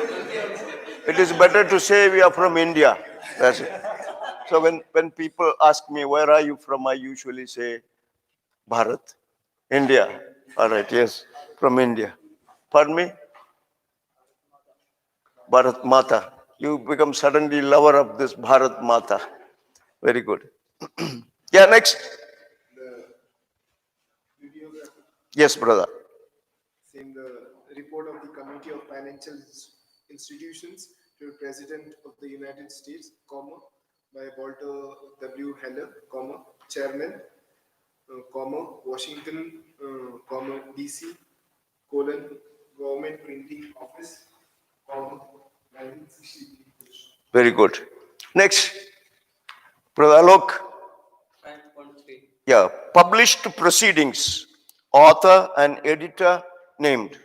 There is an author, there is also an editor who edited this proceeding. Do you understand the difference between report and proceedings? You don't. Think about this, man. Don't say simply escape by saying, no, I don't know. It's easy to say. But what could be proceedings? What could be a report? Unedited. Huh? That report is edited. And proceedings are not edited, is it? What would be the difference between proceedings and a report?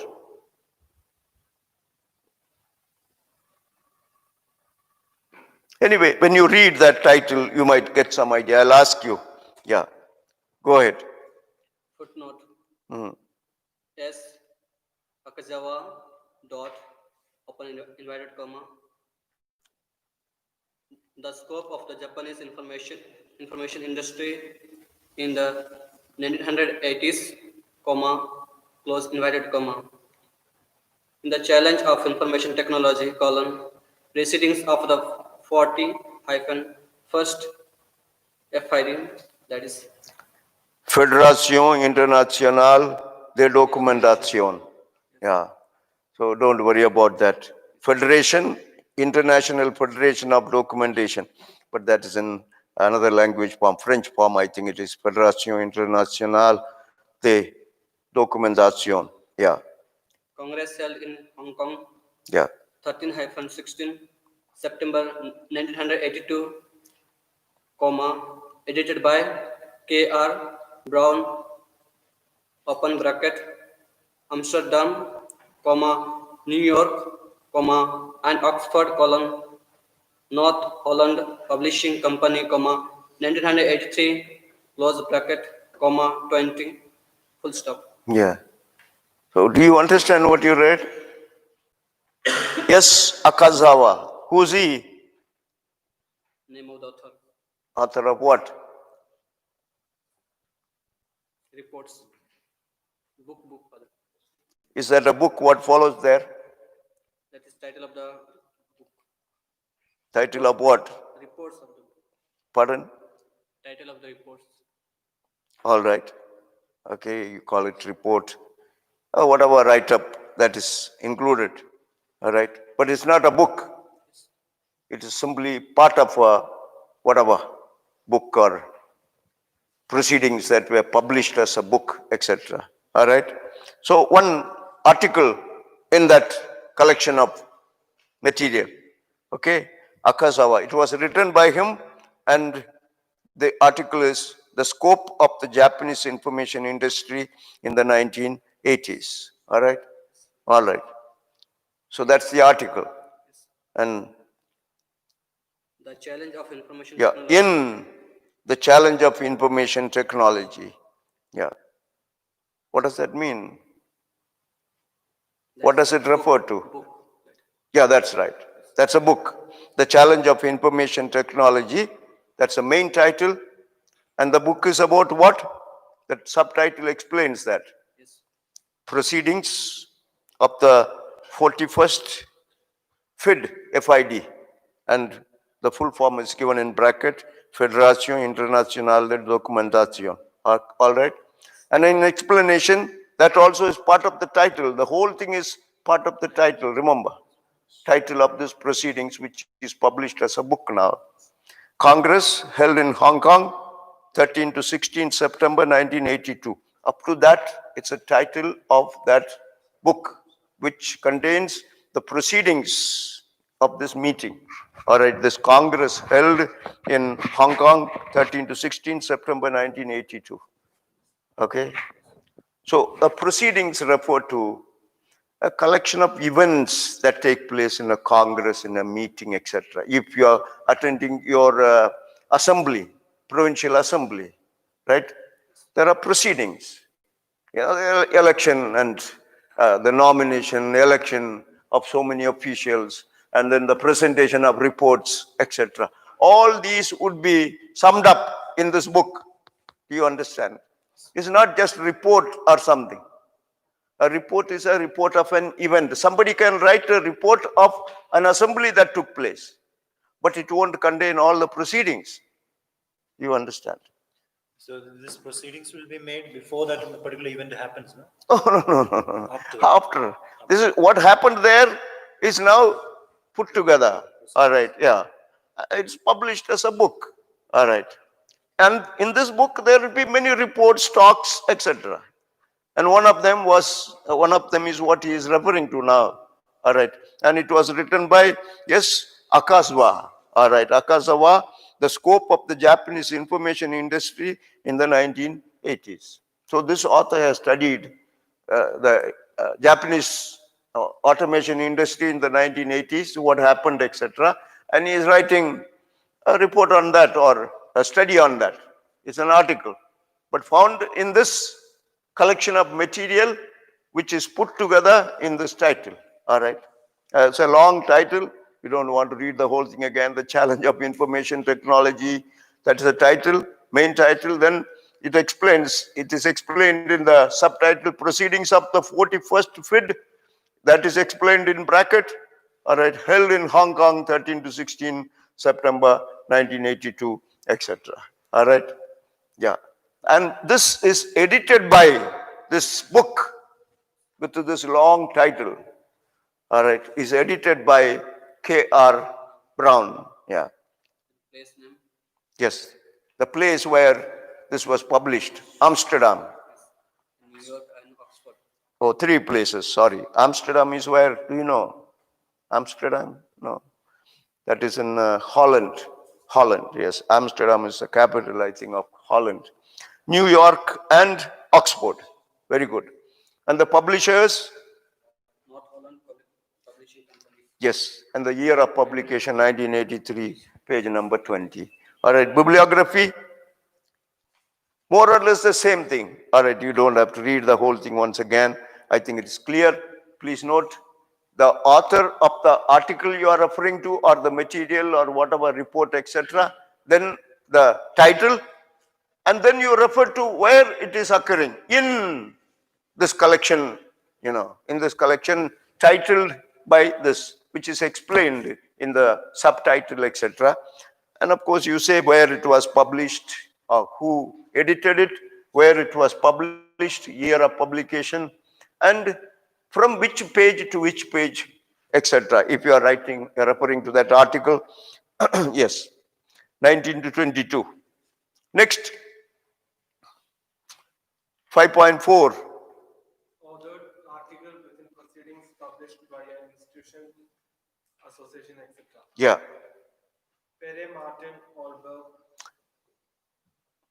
Pierre Pierre Martin. Yeah, Martin Olberg, yes. inverted comma, Norway and Latin American development, comma, inverted comma closed, Latin American European Business Corporation, colon, proceedings of the symposium in Montreux.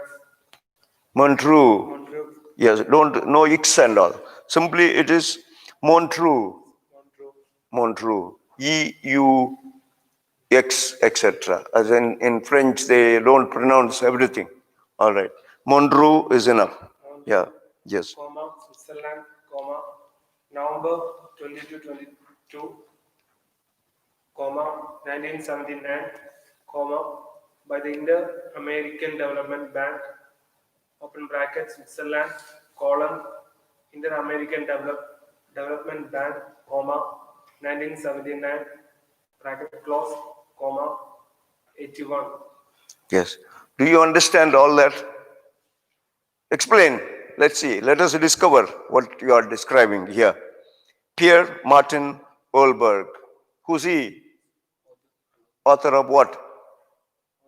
Norway and Latin. Norway and Latin American development. Right? Okay. So that is what? Norway and Latin American development. What is that? It's an association. Is it an association? It is put in inverted commas. What does it refer to? So it's an article, man. Article written by this Pierre Martin Olberg. He wrote that article, right? All right. And that article is found where? In American European Business. yeah, Latin American European Business Cooperation, Corporation, or cooperation it is. Business cooperation, that's a main title. And what is it about? This book is about what?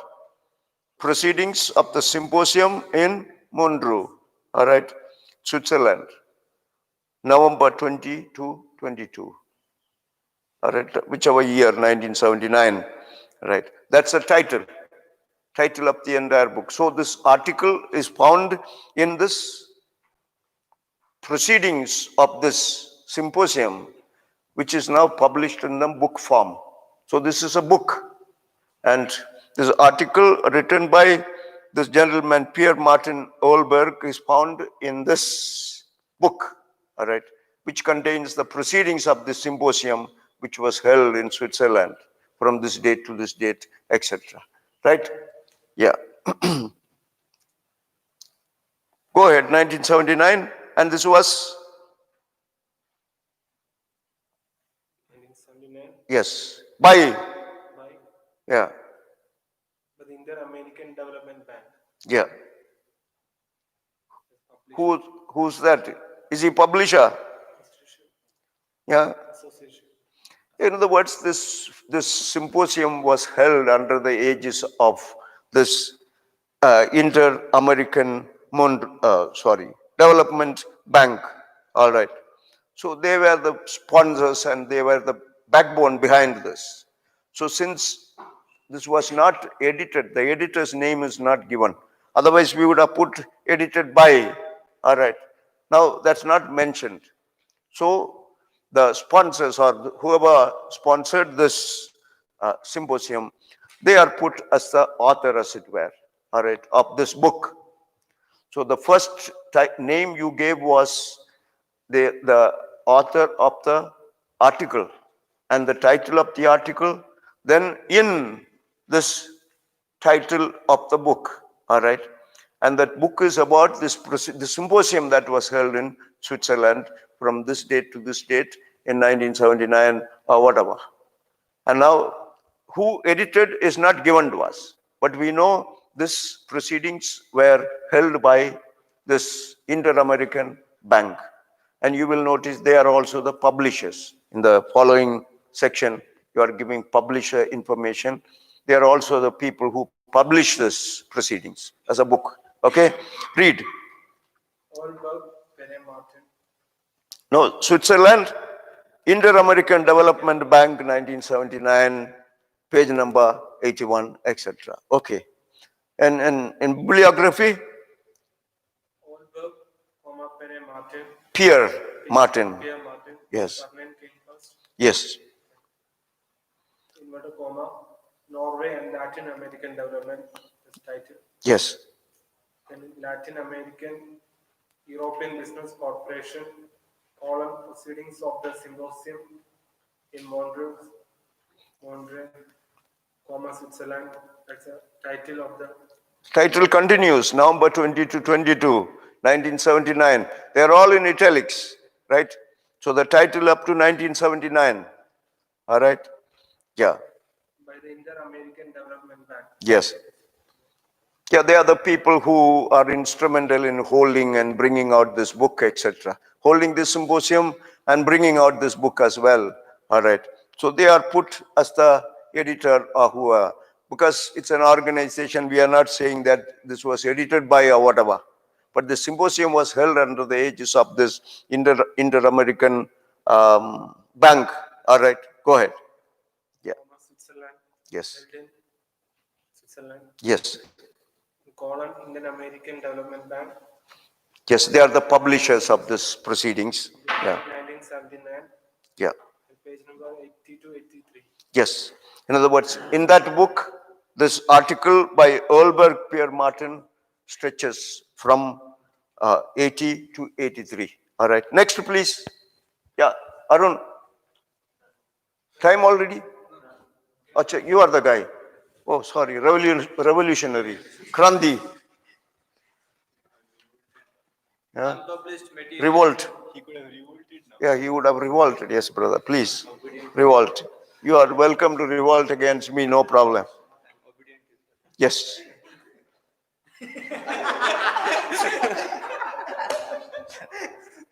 All right. Go ahead. Unpublished reports and proceedings. Yes. George Sacharopoulos. Oh my God. All right. It's a Greek name. Sakaropoulos. Yeah. Yes. Polos. Yes. And Kate Enquist, comma, Yeah. open inverted comma, tracer study guidelines, close inverted comma, open bracket, Washington, comma, D.C. dot colon, World Bank, comma, Education Department, comma, 1983, close bracket, comma, page number 5, comma, photocopy. That's right.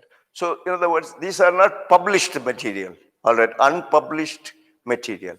So, how do we give reference to this? So, suppose you attend a seminar and they give you some photocopied material and you want to include this in your thesis or your scientific paper or something.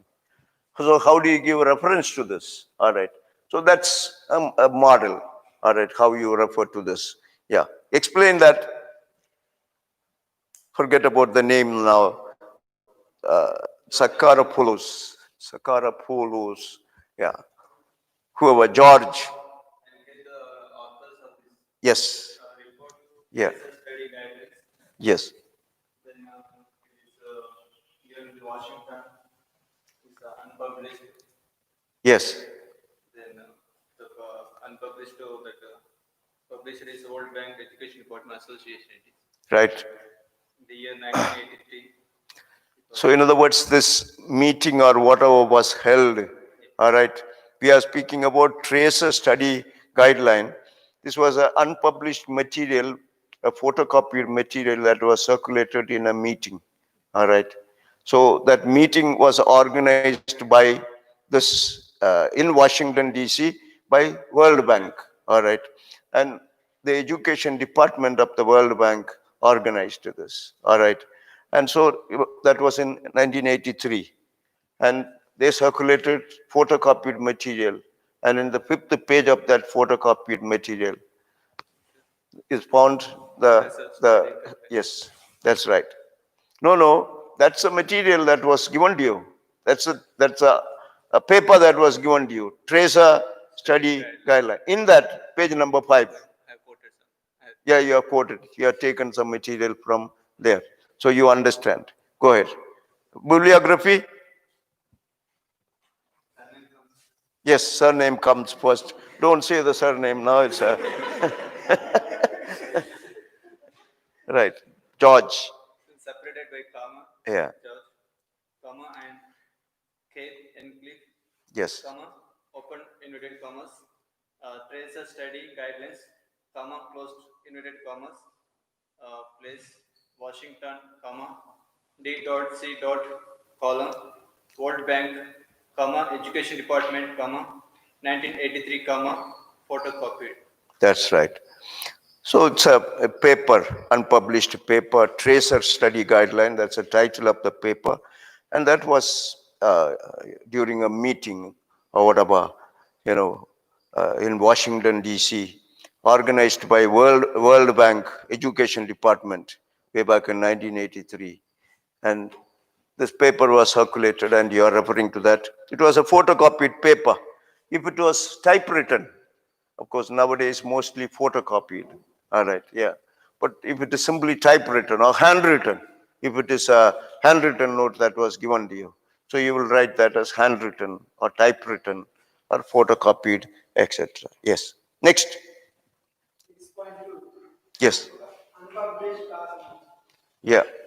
So you might have, if you want to refer to this notes that I've given, this is not published. All right. How to give reference to this? Yes. Footnote. Yeah. O.C. Fernandez, unpublished class numbers. The Messianic snippet in the Gospel of Mark. Mysore Prabodhana Palatine Center for Theological and Religious Formation, 2005, page 42. Right. So Ossie Fernandez is the teacher's name. All right. Unpublished class notes. That's the introduction that you are giving. That's followed by a colon. All right. Unpublished class notes, colon. And in inverted commas, you write the title of the course. Have I given a title for this course? So some methodological something, this one. But the other notes is what? Fundamental morals or something, whatever title. That's the title. You put it in inverted commas. Uh, yeah. And then, of course, you give reference to the place where this note was circulated, etc. Mysore, the place, Prabodhana, yeah. This the name of Prabodhana, Theological and Religious Formation, Center for Theological and Religious Formation, 2005, or whichever year it is distributed to you. The notes may not have a date, all right, but you can write whichever year that you received this note, you can mention. Yes, and page number. Next, bibliography. Surname comes first. Yes. Then the listing is same. Only open bracket, close bracket is removed. Yes. Then the page number is. That's right. You just give this reference to the work itself. 6.3, please. Next. Unpublished thesis. Yes. Sandra Butcher. Yes. Unpublished dissertation. Colon. In inverted comma, a grammar of old Hebrew. PhD dissertation, University of Chicago, 1985, page 46 to 50. Yes. The author of that dissertation is Sandra Butcher. Yes. Unpublished. The name of the dissertation is A Grammar of Old Hebrew. Yes. So you put that in inverted commas. All right. Although it may be in the book form, a thesis is a big one, 300-400 pages sometimes, and it may be printed, bound like a book, but still it is considered, as far as our methodological, perception is concerned, it is seen as an article, yeah, a large one. The Messianic Secret in the Gospel of Mark. Is that what we are? Sorry. A grammar of Old Hebrew. Yeah. Please note PhD. All right. Or SSLC.